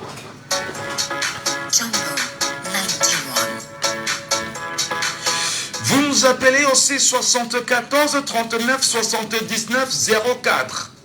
C'est 74 39 79 04 ou le 659 92 48 83. 659 92 48 83. Ou si jamais vous nous regardez en direct sur Facebook, appelez-nous en direct sur WhatsApp et le WhatsApp de l'émission est connu, le 691 98 60 98. Auditeur en ligne, allô, bonjour. Oui, bonjour, monsieur. Comment nous vous appelons, cher monsieur? Mathieu, baissez un peu le volume de la radio, Mathieu. Il y a un écho pas très agréable à l'écoute là. Oui, c'est déjà fait. Le peuple camerounais peut-il ou est-il prêt? Allô? Oui, Mathieu, vous nous écoutez? Allô, Mathieu? Allô? Oui, Mathieu, vous êtes là? Aïe, aïe, aïe, aïe, aïe, aïe. C'est dommage. Oh là là, nous avions perdu Mathieu. Mathieu, revenez-nous si vous pouvez. Revenez-nous si vous pouvez. Allô, bonjour. Allô? Allô, bonjour. Bonjour, bienvenue, cher monsieur. Nous vous appelons comment? Oui, c'est Joseph qui revient. Ah, d'accord, Joseph. 2025, année cruciale pour le peuple camerounais. Exigence et obligation pour le chef de l'État d'organiser les élections municipales et législatives en respectant le calendrier électoral, organiser les élections présidentielles en respectant le calendrier électoral. Est-ce que le peuple camerounais, au moment où nous parlons, face aux nombreuses barrières qui sont devant elle érigées, peut être prêt au sacrifice ultime, pour reprendre l'expression de Maurice Kamto il y a quelques jours déjà? Oui, Michel Gattiou, je me pose vraiment une question. Si ces partis politiques de l'opposition vraiment sont dans la mouvance du changement au Cameroun. Parce que moi qui vous parle, je suis activiste en Europe et j'opère particulièrement en Espagne. Depuis 2020, je dis bien depuis 2020, que j'ai pris cette situation des inscriptions sur les listes électorales au niveau des représentations consulaires en Espagne. J'ai organisé plus de 4 manifestations devant l'ambassade du Cameroun à Madrid, exigeant l'ouverture d'antennes ELECAM pour les inscriptions des Camerounais en Espagne. Mais je me pose la question de savoir pourquoi c'est au dernier moment, à la dernière année des inscriptions, qu'il y a cette mouvance des inscriptions des Camerounais sur des listes électorales. Pourquoi pas avant? Parce que si on fait une comptabilité, on ne peut pas inscrire plus de 1000 Camerounais par jour au Cameroun. Fois 30 jours, fois 3 mois qui nous restent, nous avons quelle comptabilité là? Nous avons quelle quantité d'électeurs pour basculer? Mais ça fait 30 000 seulement. Oui, donc je me dis, où étaient-ils ces partis politiques pour booster les inscriptions sur les listes électorales avant? Alors, on va pas dire que il n'y a pas eu des partis politiques qui aient rappelé aux Camerounais qu'il faut s'inscrire. Je parle ici, peut-être parce que je ne suis pas... J'ai vu le MRC, j'ai vu Maurice Kamto le dire en 2020, en 2021, en 2022, en 2023 aux Camerounais. D'ailleurs, les flyers sont encore là qui circulent sur les réseaux sociaux, où ils demandaient aux Camerounais d'aller s'inscrire en rappelant que c'est du 1er janvier au 31 août de chaque année. Moi, je l'ai vu personnellement. Oui, mais ces gens qui sont dans les rues en train d'encourager les gens à partir s'inscrire sur les listes électorales, ces sympathisants du MRC, où étaient-ils pendant ce temps? Oui, on est d'accord. Peut-être le débat n'est pas à ce niveau. Mais j'ai répondu à votre question en disant que s'ils n'étaient peut-être pas là, sur le terrain, comme ils sont plus présents maintenant, à chacun, bien évidemment, ses raisons. Mais maintenant, le peuple camerounais lui-même, celui qui nous écoute ce matin, celui à qui vous parlez, Joseph, est-il prêt au sacrifice ultime afin de défendre ce qu'il entend par changement réel? Quelle est l'analyse que vous en faites? Oui, je dois commencer par dire, pour préparer un peuple à aller à la conquête de sa liberté, nous devions déjà décourager ce peuple à partir se réfugier dans les églises pour attendre le Dieu tout-puissant venir libérer le Cameroun. Si nous ne parvenons pas à sortir déjà ce peuple de cette croyance miraculeuse, pour les conscientiser que leur liberté, ce sont eux-mêmes qui iront à la conquête de leur liberté, ça serait difficile, M. Gadjo. Donc il faut déjà éduquer le peuple pour leur faire comprendre que leur liberté est à la portée de leurs mains. C'est tout. Si cet éveil de conscience n'est pas ancré dans l'idée du peuple camerounais, ce serait difficile qu'il se lève. Parce que voler, ce régime reptilien va tenter de voler, hein, parce que c'est ce qu'ils savent faire depuis 1982. Maintenant, le peuple, il faut le préparer à aller à l'ultime bataille. Hein. Sinon, ce serait difficile. Très bien. Merci beaucoup, Joseph. Très bonne journée à vous là-bas en Espagne. Et à très bientôt pour d'autres réactions sur notre antenne dans le cadre de Laissons parler les gens, votre libre antenne. 6 74 39 79 04. 6 59 92 48 83. Sur WhatsApp, 6 91 98 60 98. Nous vous écoutons ce matin. 2025, année cruciale pour le peuple camerounais, dans sa globalité, après 64 ans d'indépendance. Les nombreux appels en direction de 30 millions de Camerounais à s'inscrire sur les listes électorales ont vu de voter les nouveaux dirigeants du Cameroun en 2025 sont remarquables sur le plan national. Face à la machine du système et des hommes qui l'incarnent, face à l'ignorance d'une partie du peuple camerounais, des grands enjeux politiques, face à la confiscation des appareils de l'État, la promotion de la peur, brandie par certains membres du gouvernement, le peuple camerounais est-il prêt au sacrifice ultime pour la défense de sa volonté de changement? Il faut en parler. Il faut en parler. Nous, on espère bien sûr vous écouter là-dessus. Et prenons l'auditeur avec nous sur WhatsApp. Hein. Et il nous écoute. Allô, bonjour. Allô? Bonjour, monsieur. Bonjour, cher monsieur. Nous vous appelons comment? Merlin, monsieur. Merlin. Monsieur. La question est simple. Elle est directe. Le peuple camerounais est-il prêt au sacrifice ultime? Avant, je pouvais dire non, mais maintenant, oui. Pourquoi dites-vous oui? Parce que tellement, chacun voit ce que... À la pompe, on ne vient pas... Chacun vient là-bas voir ce qui se passe. Il y a combien de barrages qu'on a lancés depuis plus de 10 ans? On n'a pas fini. On a fait des stages. Il n'y a pas l'eau à boire. Depuis 2018, il disait, il y a des gens qui sortaient, disaient que l'école aux écoliers, la politique aux politiciens, comme si pour cultiver les pommes de terre au champ, il faut la politique. Je me trompe? C'est vrai. Pour faire il faut la politique, mais on nous dit qu'on laisse la politique aux autres. Dernièrement, on est sorti. Pour faire très fort, il a dit que nos enfants partent faire la maçonnerie, c'est pour eux qui vont aller à l'ENAM pour venir diriger. On a compris un peu ce qui se passe, Michel. Avant, je pouvais dire non, mais maintenant, c'est oui. Alors, c'est oui. Alors, vous dites oui maintenant, le sacrifice ultime, c'est de mourir pour soi-même, pour son changement. C'est naturellement de dire que je vais voter, je vais surveiller, je vais défendre naturellement le résultat des urnes et je vais proclamer et me rassurer que ce que je veux comme peuple camerounais sera exactement cela. Croyez-vous que le peuple camerounais soit prêt, soit vraiment prêt à ce chantier important pour son avenir? Le peuple camerounais attend encore quoi, Michel?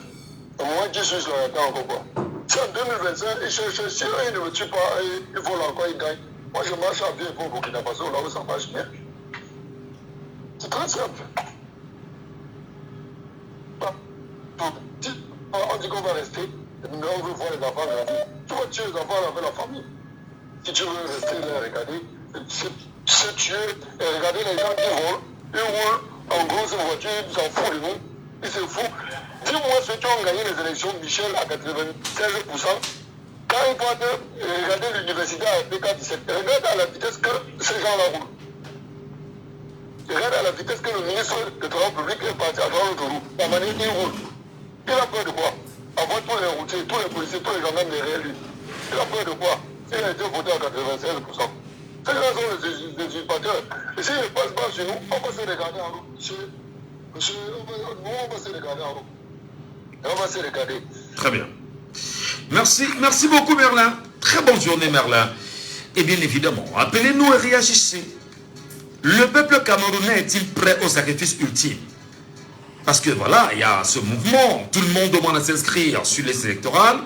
Les Camerounais comprennent-ils que défendre ce qui est important pour eux nécessiterait naturellement pas seulement de s'inscrire, mais d'aller voter?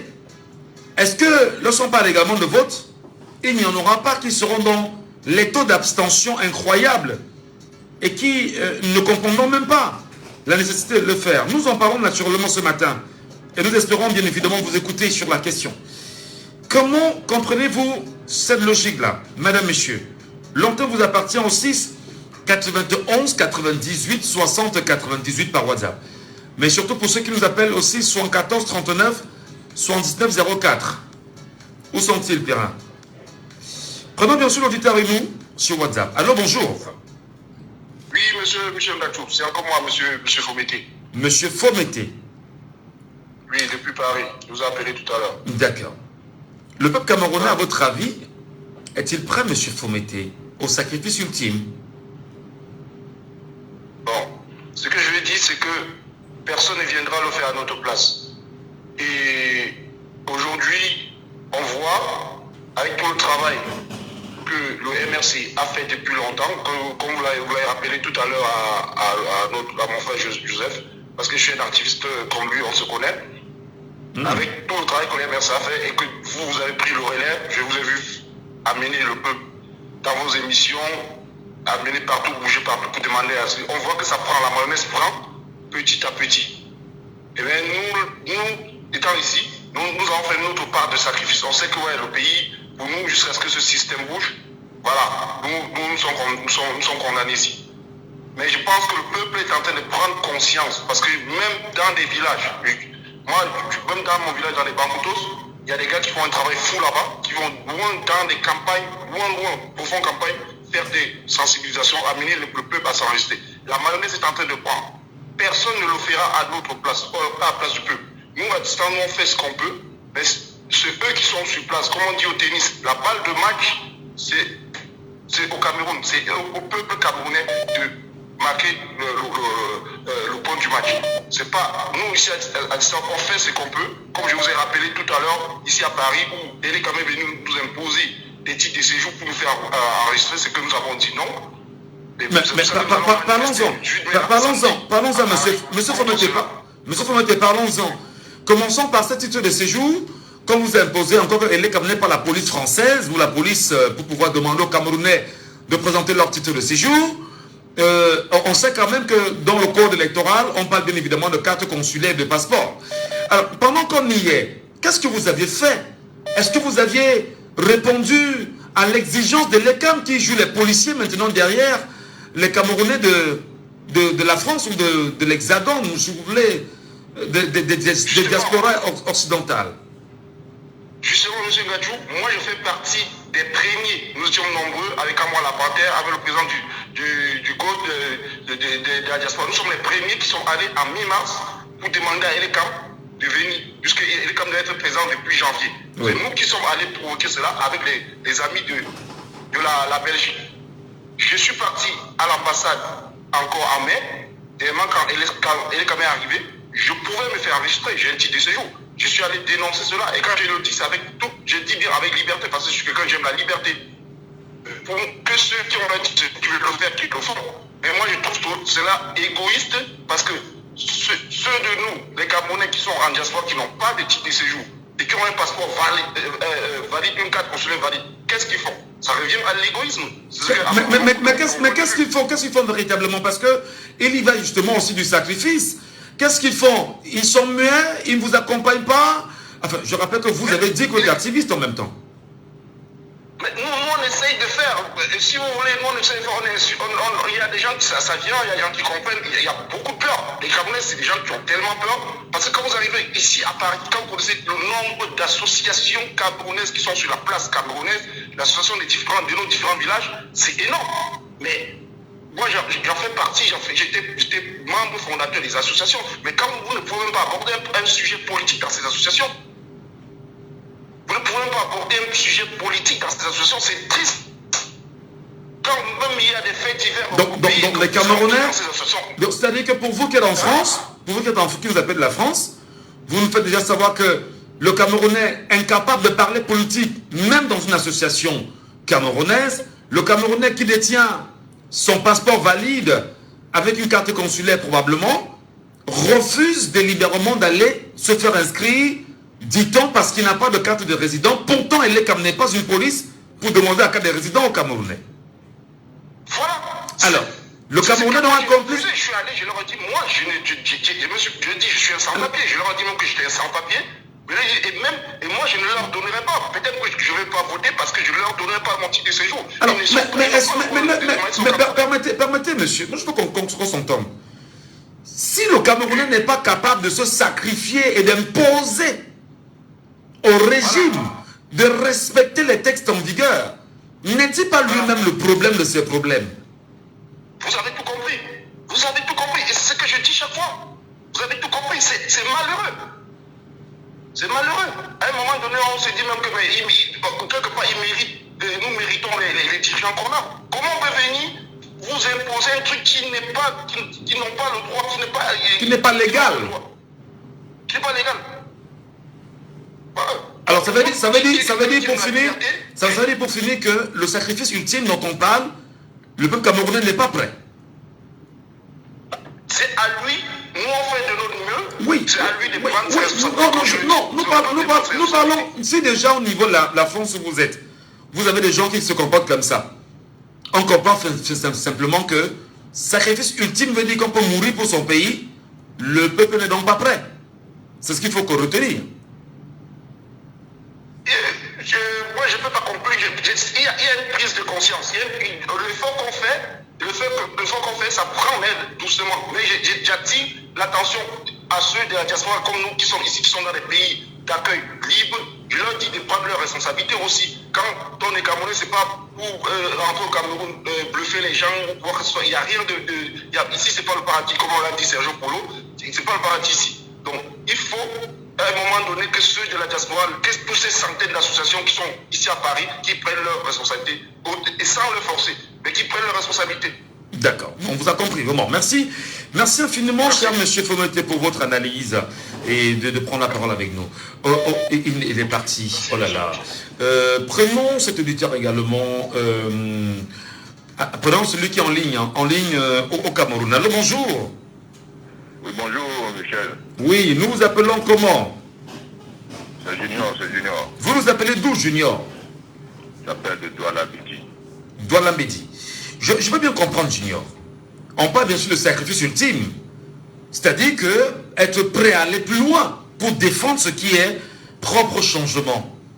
Croyez-vous que le peuple camerounais soit dans cette dimension réelle? Parce qu'on entend chaque jour, je veux voir mes enfants grandir. On entend chaque jour, on va faire comment? Michel, moi, je veux te dire que j'apprécie beaucoup ce que tu fais, mais je vais te dire malheureusement que c'est un peu de galop dans la mesure où quelqu'un a dit tout à l'heure quelque chose. Et nous ne voulons pas nous rendre à l'évidence. On essaie de faire comme les autres, mais nous ne sommes pas comme les autres. En fait, ce que je veux dire, c'est que le Cameroun, c'est un peuple à part. On ne peut pas expliquer que nous soyons dans cette situation depuis des années. Les gens peuvent parler, vous pouvez donner la parole aux gens, ils vont bien parler, parce que pour parler, les Camerounais sont trop forts. Il faut voir comment on parle des problèmes des autres. Mais nous ne sommes pas capables nous-mêmes de nous lever et résoudre nos propres problèmes. Vous allez entendre les gens là poser des problèmes réels. Mais le jour, le moment fatidique, quand ça va arriver, vous ne verrez plus personne. Parce qu'effectivement, quand vous posez le problème, personne n'est prêt à se sacrifier. Ils ne sont pas nombreux, du moins, c'est ce que je veux dire. Les Camerounais ne sont pas nombreux à vouloir se sacrifier. Donc on va tenir de belles paroles, dire que 2025 ne sera pas pareil. Mais 2025 sera pareil, Michel. Quand on voit aujourd'hui qu'est-ce qui se passe, il se passe que quand les problèmes réels comme ceux-ci sont posés, les gens sont en train de vous parler de football, de capote et tout. Mais poser ce genre de problème, les gens vont s'agiter comme... mais quand il faut parler des problèmes, vous se bougez.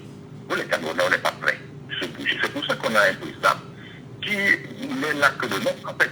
Parce qu'il faut le dire. Parce qu'il est là, mais il ne gère plus rien en réalité. Et tout le monde le sait, ça c'est un secret que de le dire. C'est-à-dire que je n'invente rien. Et les gens font comme si tout est normal. Et puis, voilà. Quand on met un petit peu comme celui-là à la radio, on prend les belles paroles, 2025 ne sera plus pareil, il faut qu'on s'inscrive, etc., etc. Encore une fois, oui, il faut qu'on s'inscrive parce que c'est un devoir citoyen. Mais après, il y a aussi un problème qui va se poser. Après, il ne suffit pas de s'arrêter à s'inscrire.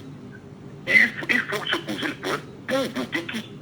Parce que le problème va aussi se poser le moment venu. Absolument. Parce que ne pensez pas que les inscriptions sont la seule solution. C'est une solution, c'est une type de solution. Mais je vous dis, le moment venu, ne négligez pas le problème de cette position de voter qui. Oui, naturellement. Pour voter, pour savoir qui voter, il va falloir naturellement que les Camerounais soient capables de lire les projets de société et de mieux les comprendre aussi, non? Ouais, mais Michel, soyons quand même sûrs, on est au Cameroun. Combien de Camerounais lisent le projet de société? Là encore, c'est le problème réel. Voilà. Le Camerounais ne lit pas. Nous sommes d'accord, le Camerounais ne lit pas. On ne lit pas. Je voudrais vous accompagner, vous avez votre permission, je voudrais vous accompagner sur une réalité.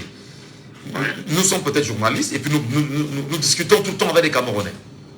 Vous allez vous rendre compte que les Camerounais ne lisent pas, n'écoutent même pas la radio, sont sur les réseaux sociaux à chercher les nuls, permettez que je le dise ainsi, parce que c'est devenu une réalité au Cameroun. Et lorsqu'ils regardent les débats entre guillemets du dimanche, ils peuvent percevoir d'autres trois petites phrases. Et c'est sur ces phrases-là qu'ils vont forcément gouverner leur semaine. C'est-à-dire qu'ils vont prendre il s'appuie toujours sur ce que dit l'opinion.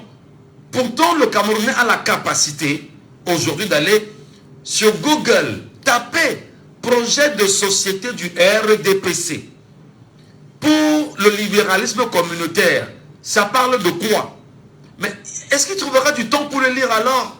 Parce que moi je veux pas, excusez-moi, je me mets un peu dans votre logique pour dire que ça choque de savoir qu'on fasse son travail d'éveil de conscience, d'appel des Camerounais à prendre le destin en main, d'abord en lisant, en s'instruisant. C'est regrettable, Junior. C'est ce que je voulais faire comme parenthèse. Oui, Michel, voilà, tu résumes la situation. En fait, c'est que le mur de Michel sont quelque part, même si celui qui n'avait pas de crédit va aller chercher un peu sans part pour aller voir les nudes. Et il va te dire, il va t'appeler toi journaliste, que mais je sais que tu es partout, tu as tout là. Est-ce que tu as le truc là, on peut un peu savoir. C'est terrible. Justement, voilà ce qui intéresse les Camerounais. On ne lit pas, quand on entend souvent dire programme, on ne lit pas les programmes des politiques.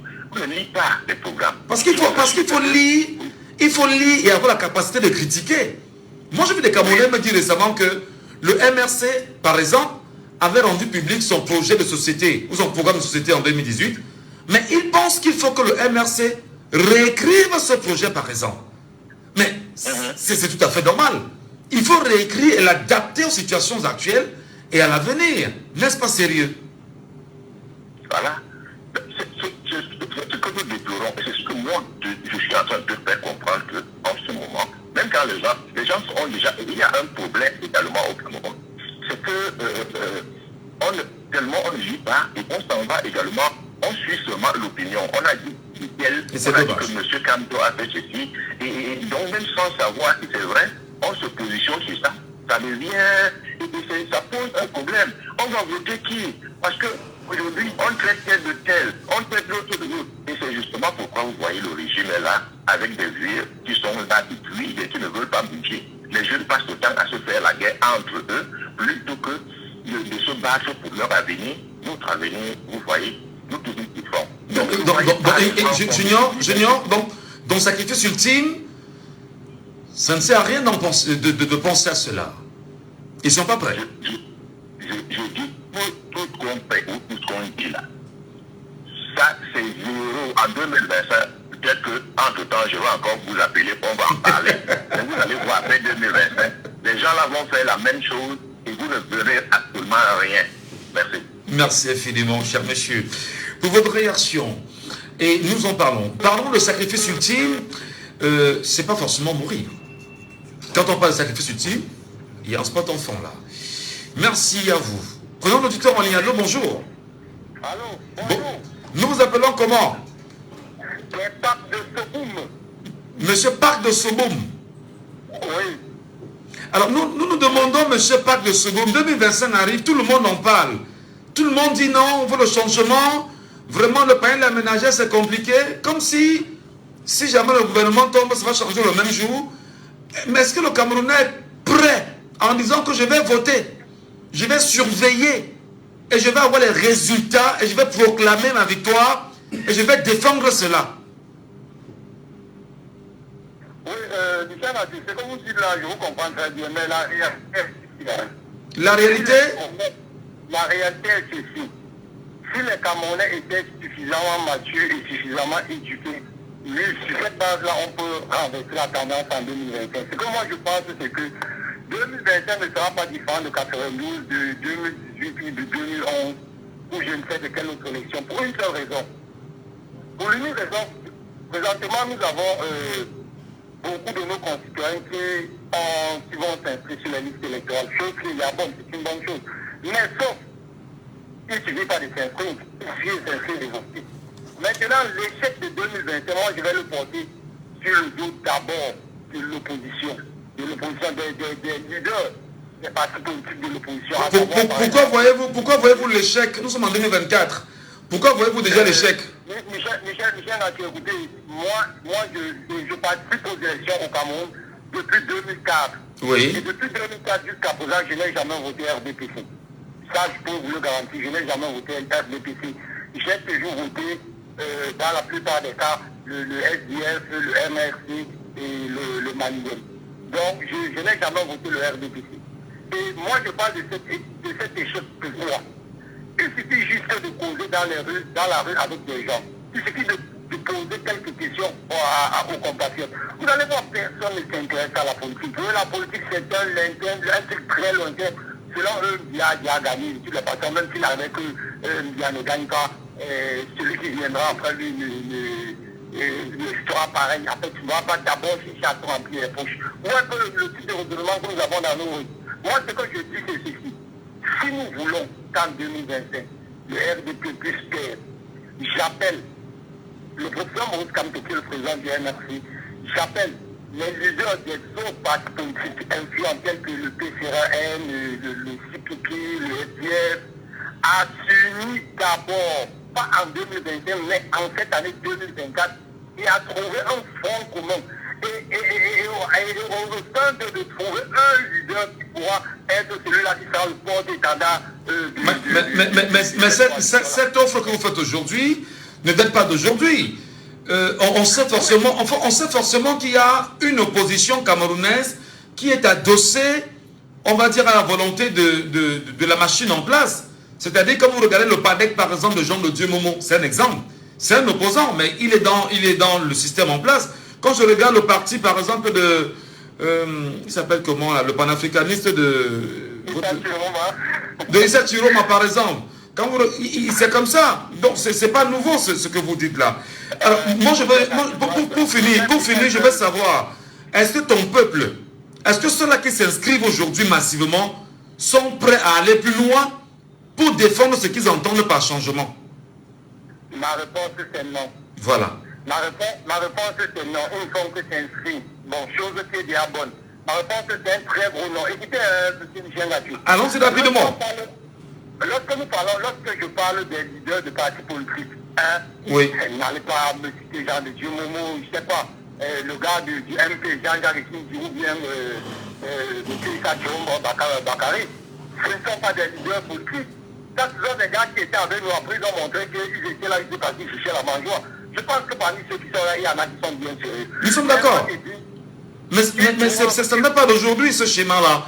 Que non, réunissez-vous, déclarez un seul, non à vous suivre. Mais ça n'arrivera jamais parce que les troubles faits, on les imposera toujours. C'est ce qu'il faut, je suis désolé, c'est ce qu'il faut.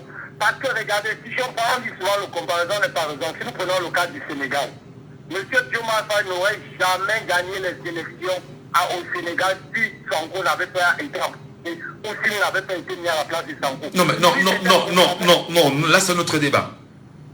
Sonko a permis, Sonko a permis bien évidemment aux Sénégalais de voter pour Diomaye qui était son secrétaire général.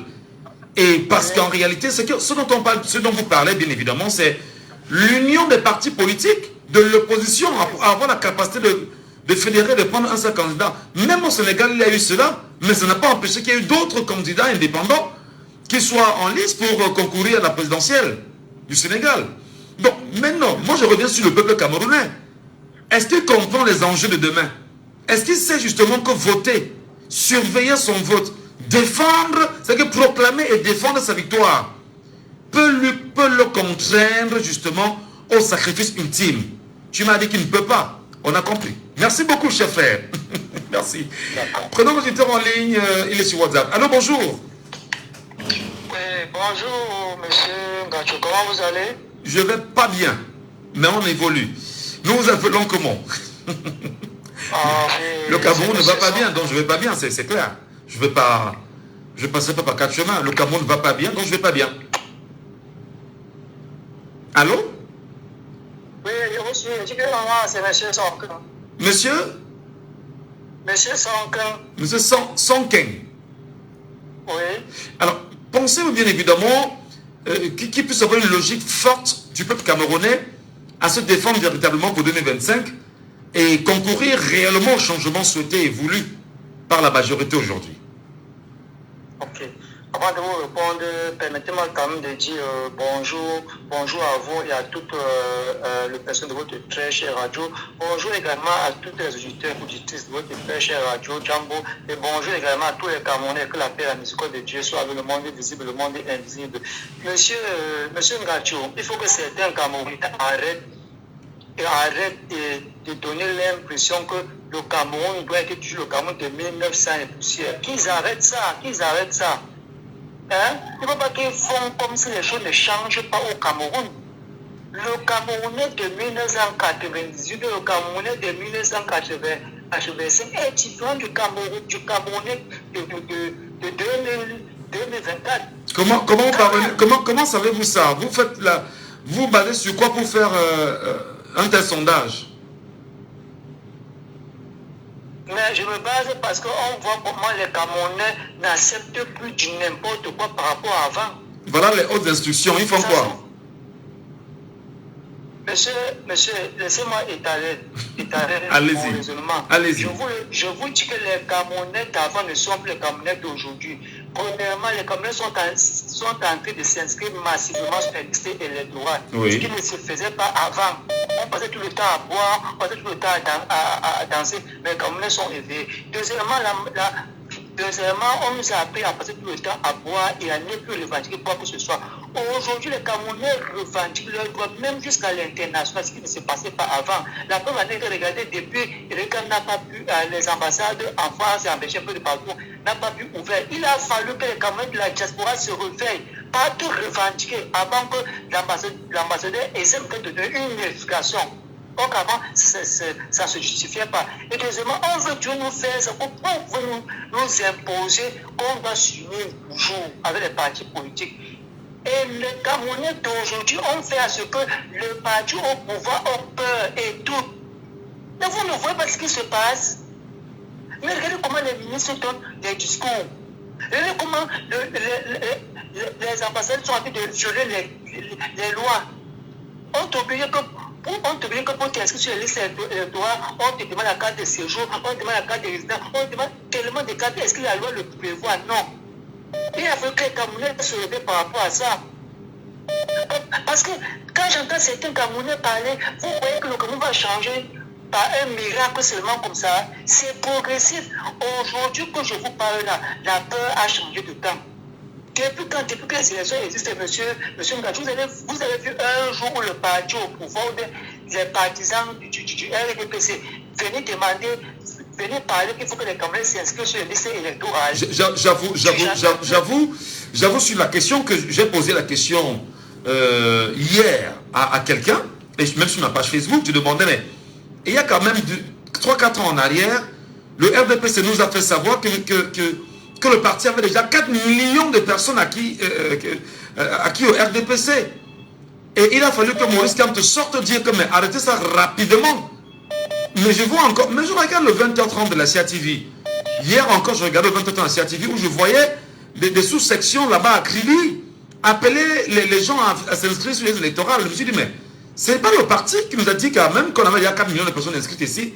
Qu'est-ce qui peut justifier naturellement cet élan-là à rappeler aux Camerounais d'aller se faire inscrire sur les électorats? Pourtant, le parti dit déjà tenir 4 millions sur les 7 millions et demi que les Cameroun renvoient chaque année. Poursuivez, cher monsieur, pour finir. Très bien. Vous devez donc comprendre que la peur a changé de camp. Et maintenant, les Camerounais sont tellement lucides au point où il n'y a pas moyen de créer la diversion comme ils le faisaient avant. Regardez, malgré le tapage médiatique sur l'Afrique, les Camerounais restent fixés. Je suis quelqu'un qui est très actif sur les plateformes des réseaux sociaux, mais ça ne permet pas à ce que les Camerounais puissent être embrouillés. J'ai suivi leur faire le direct tout dernièrement, dit qu'ils vont aller marcher pour réclamer à ce qu'ils puissent voter à la diaspora. Monsieur Ngacho, regardez ce que le ministre a dit, le ministre de l'administration territoriale. Et que la diversion en disant que non, on ne doit pas obliger un Camerounais de voter. Or que dans leur propre parti, ils sont en train d'appeler les Camerounais de voter. Il n'a contraint qui? Personne. Non, monsieur Ngacho, s'il vous plaît, que les Camerounais avaient de quoi que le procès Maurice Kamto doit, ou bien le procès doit obligatoirement être tous unis. avant de devenir le c'est jamais le cas. Le MSC est un parti d'opposition qui connaît ce qu'il cherche à lui seul. C'est parce que c'est-à-dire avec tous les problèmes que le Cameroun vit, dis-moi quelle est la raison pour laquelle quelqu'un va voter ce parti-là. La peur a changé le camp parce que quand je vois le discours des partisans du RDPC parler aujourd'hui par rapport à avant, ils avaient un mépris total pour les Camerounais. Avant, ils avaient un mépris total pour les opposants. Mais aujourd'hui, tu ne l'es plus, M. Moussima. Quand il parle avec un parti d'opposition, M. Moussima, vous voyez qu'elle parle de M. Gadjou. Vous voyez que le mépris n'y est plus. Voilà, merci. Ils ont peur, la peur a changé de camp. Donc, arrêtons au moins merci. Au moins les petits efforts que les Camerounais font. Alors, merci beaucoup. Il nous reste bien sûr que 10 minutes. Merci, bonne journée, cher monsieur. Il nous reste pratiquement 10 minutes pour la fin de l'émission. Pour nos auditeurs en ligne, et il faut aller très vite pour donner la parole aux autres. Bonjour. Bonjour Michel, c'est Raoul qui vient. Raoul. Oui, Michel. Et nous, qu'est-ce que vous en dites? Est-ce que vos compatriotes qui s'inscrivent massivement aujourd'hui ont compris la nécessité même de laisser leur vie au prix du changement? Monsieur Michel, vous n'êtes pas sur le terrain. Vous y êtes, mais vous n'êtes pas partout dans les sous-quartiers. Les Camerounais sont décidés, Michel. Ah bon? Il y a plus d'un an qu'on va donner au parti au pouvoir. Monsieur Michel, les Camerounais sont décidés. Je vous avais dit au début, quand on commençait l'émission, qu'on leur dit maintenant où on attend. Vous voyez que quand les gens sont en train de leur dire, parce qu'on ne voulait pas leur dire ça, ils devaient seulement constater. Quand le thème, quand on leur dit maintenant où on attend après. Monsieur Michel, les gens qui viennent vous dire qu'il faut l'union là, vous constatez ce qu'ils veulent. Ils veulent qu'un opposant travaille pendant toute sa vie, pendant qu'on vient, on fait comme son cours.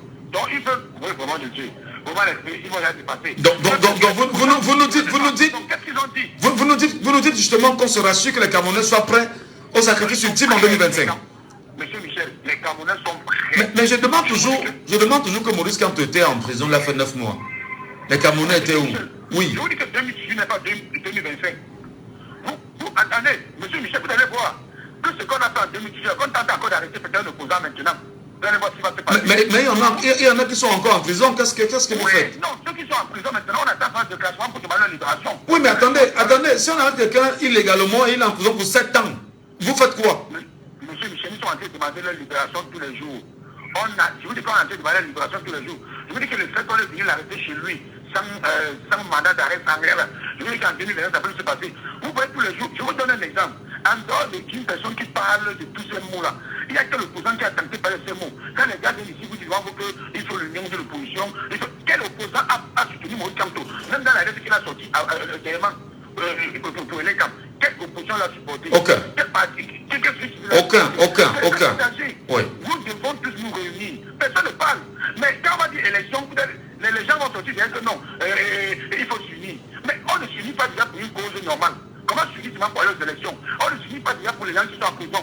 Comment s'unir seulement pour les élections? Donc ils se couchent, quelqu'un travaille, ils sont en train de souhaiter le parti au pouvoir. À la fin, on me dit comme le sous-marin peut dire que l'unison nous pose les traits. En tout cas, je demande que vous les décaissez avec les questions. Si vous me que vous les voyez venir, et ils sont tous à dire que non, on ne peut pas gagner parce qu'il faut s'unir. Le faut s'unir que la tête c'est là, qu'on a fait là, ce n'est pas une union, il veut que c'est une union. Monsieur Michel devrait être vigilant parce qu'ils vont sortir de partout. Mais j'ai dit que 2025, 2018, ce n'est pas 2025. Voilà. Émission, Michel. Merci beaucoup. Sur WhatsApp, on a un auditeur qui attend depuis. Allô, bonjour. Oui, bonjour, monsieur Michel Gadjou. Nous vous appelons comment, cher monsieur? Je m'appelle Bertrand, j'appelle de Paris. Ah, d'accord. Bertrand, vous appelez de Paris, Bertrand? Oui. Bon, c'est vrai que vous n'êtes pas au Cameroun, vous n'êtes pas sur le territoire camerounais.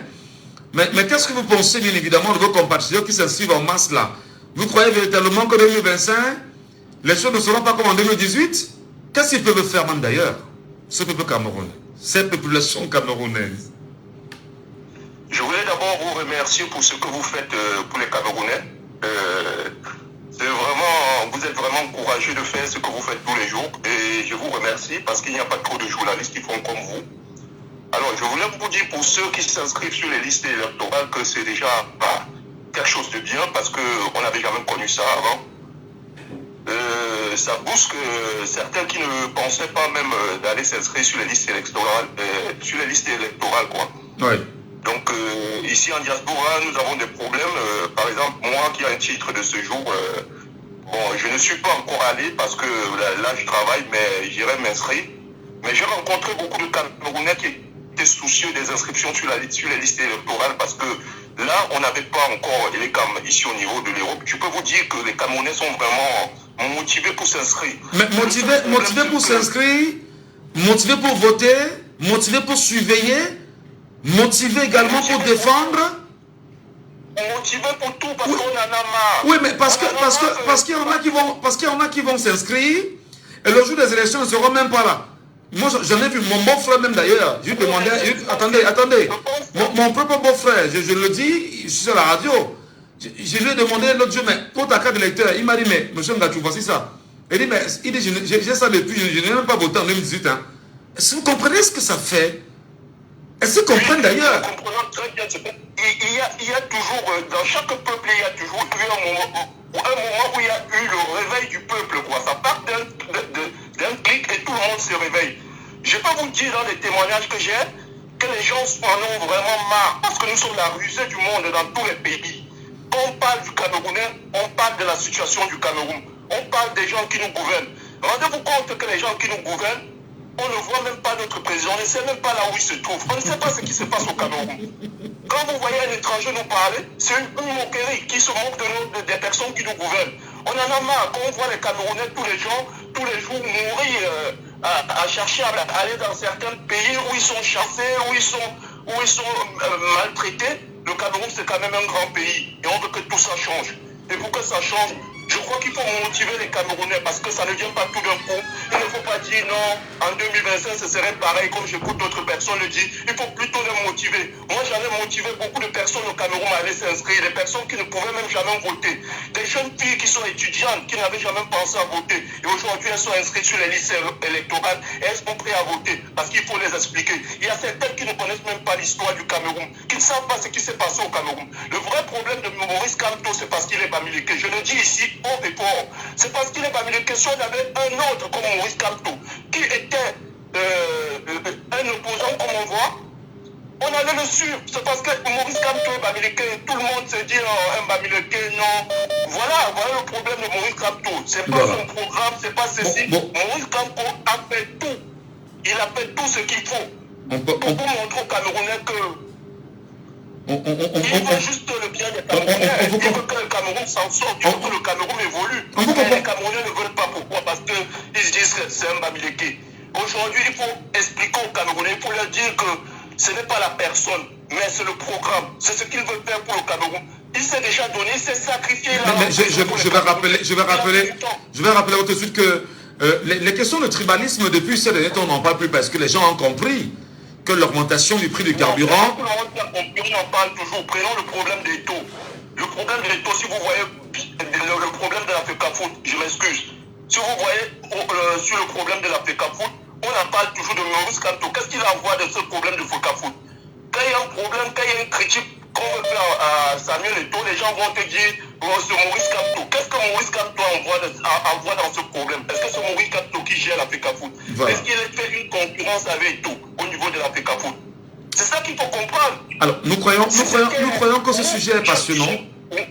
Nous croyons que ce sujet est passionnant. Pour finir, parce que c'est terminé. Non, mais je vais vous dire quelque chose. En 2018, quand Cabral Libye était candidat aux élections présidentielles, il est venu ici en France. Et nous l'avons soutenu. En sachant bien qu'il y avait un Maurice Kamto qui était candidat. Nous avons préféré Cabral Libye. Et nous avons cotisé pour lui. Mais pourquoi aujourd'hui les autres vont toujours nous mettre, on supporte Maurice Kamto parce que c'est un bamileke. Non, pourquoi les autres vont dire ça? Hein? C'est pas normal. Voilà. Vraiment, merci beaucoup, chef frère, merci infiniment. Très bonne journée là-bas sous le ciel de Paris, que nous espérons d'ailleurs. Nous savons qu'il y a une marche qui s'organise à Paris le 18 mai prochain, donc dans 4 jours. Les Camerounais ont choisi dans la diaspora de se retrouver là-bas afin d'exprimer leur mécontentement et rappeler à Elekam qu'Elekam est un organe indépendant sans être la police française ou allemande ou belge en imposant des cartes de résidence à ces Camerounais. Armel Sioué qui nous appelle depuis la Hollande, malheureusement l'émission est terminée, on se reparlera demain. Et le sujet, comme beaucoup me l'ont demandé, qu'il faudrait peut-être le remettre sur la table, pourquoi ne pas remettre ce sujet sur la table demain et en parler véritablement. Vous dis à vous, mesdames et messieurs, merci beaucoup. N'oubliez pas que le 24 mai, c'est la journée nationale d'inscription massive sur les listes électorales. N'oubliez pas, si vous avez des frères au village, des sœurs au village, vous qui êtes à Yaoundé, à Douala, ou je sais dans quelle ville, appelez-les maintenant, mobilisez-les et rassurez-vous que vous connaissez exactement où se situe l'antenne Elecam de l'arrondissement. Et le 24 mai, faites sortir naturellement vos familles avec des cartes nationales d'identité pour ces antennes Elecam afin que ces derniers soient inscrits ou ces dernières soient inscrites. Et n'oubliez pas, n'oubliez surtout pas que vous devez avoir une masse critique de 1 million de Camerounais au moins qui tiendrait la main ou les mains de 5 Camerounais par Camerounais dans les 1 million. Alors, à la fin de la journée, est-ce que vous pourrez faire bouger les lignes en faisant inscrire 5 millions de Camerounais? C'est un test et si les Camerounais entendent l'appel, nous vous attendons. Si vous ne faites pas la politique va vous faire. Et au pire des cas, tel que fait au Cameroun, depuis 64 ans, elle va vous broyer. C'était Laissons parler les gens, que vous pouvez réécouter en podcast sur notre page Facebook Jambo FM 91. J'envoie plus mon sein sans voir la carte. Ne viens pas me souiller ici. Alors, l'émission est terminée. Vous savez que la page est signalée. Vous n'envoyez pas les cœurs. Vous ne partagez pas. Vous voulez qu'on fasse comment pour édifier les Camerounais? Vous savez que c'est compliqué. L'émission est... Les pages sont signalées. Hein? Les pages sont signalées. Partagez, même pour ceux qui nous retrouvent maintenant, partagez seulement. Faites en sorte que tout le monde puisse voir ça et tout ce qui va avec. C'est important. Je pense que ce sujet, on va le remettre sur la table demain. Hein? On le remet sur la table demain ou pas? Bonjour, quand même. Ce sujet, on le remet sur la table demain ou pas? Il faut me dire. Hein? C'est un sujet qui apparemment suscite beaucoup d'intérêt pour les Camerounais.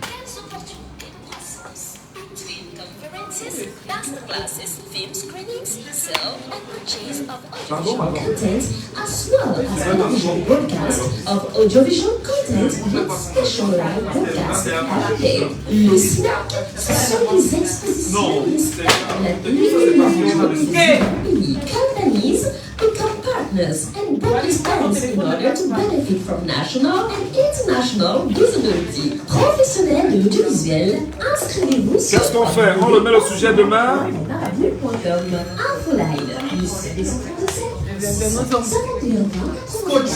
Ouais. On remet le sujet demain ou pas? Ou on fait comment? Dites-moi, c'est vous qui décidez.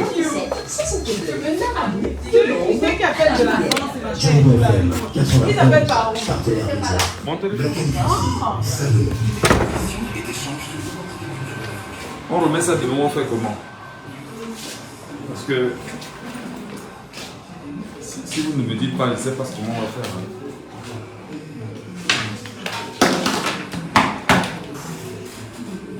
Ok.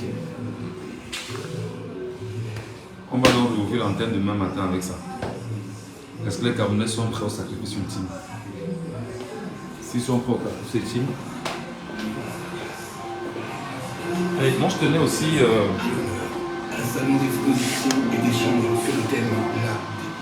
Moi je tenais aussi à dire merci aux internautes, à ceux qui me regardent chaque jour.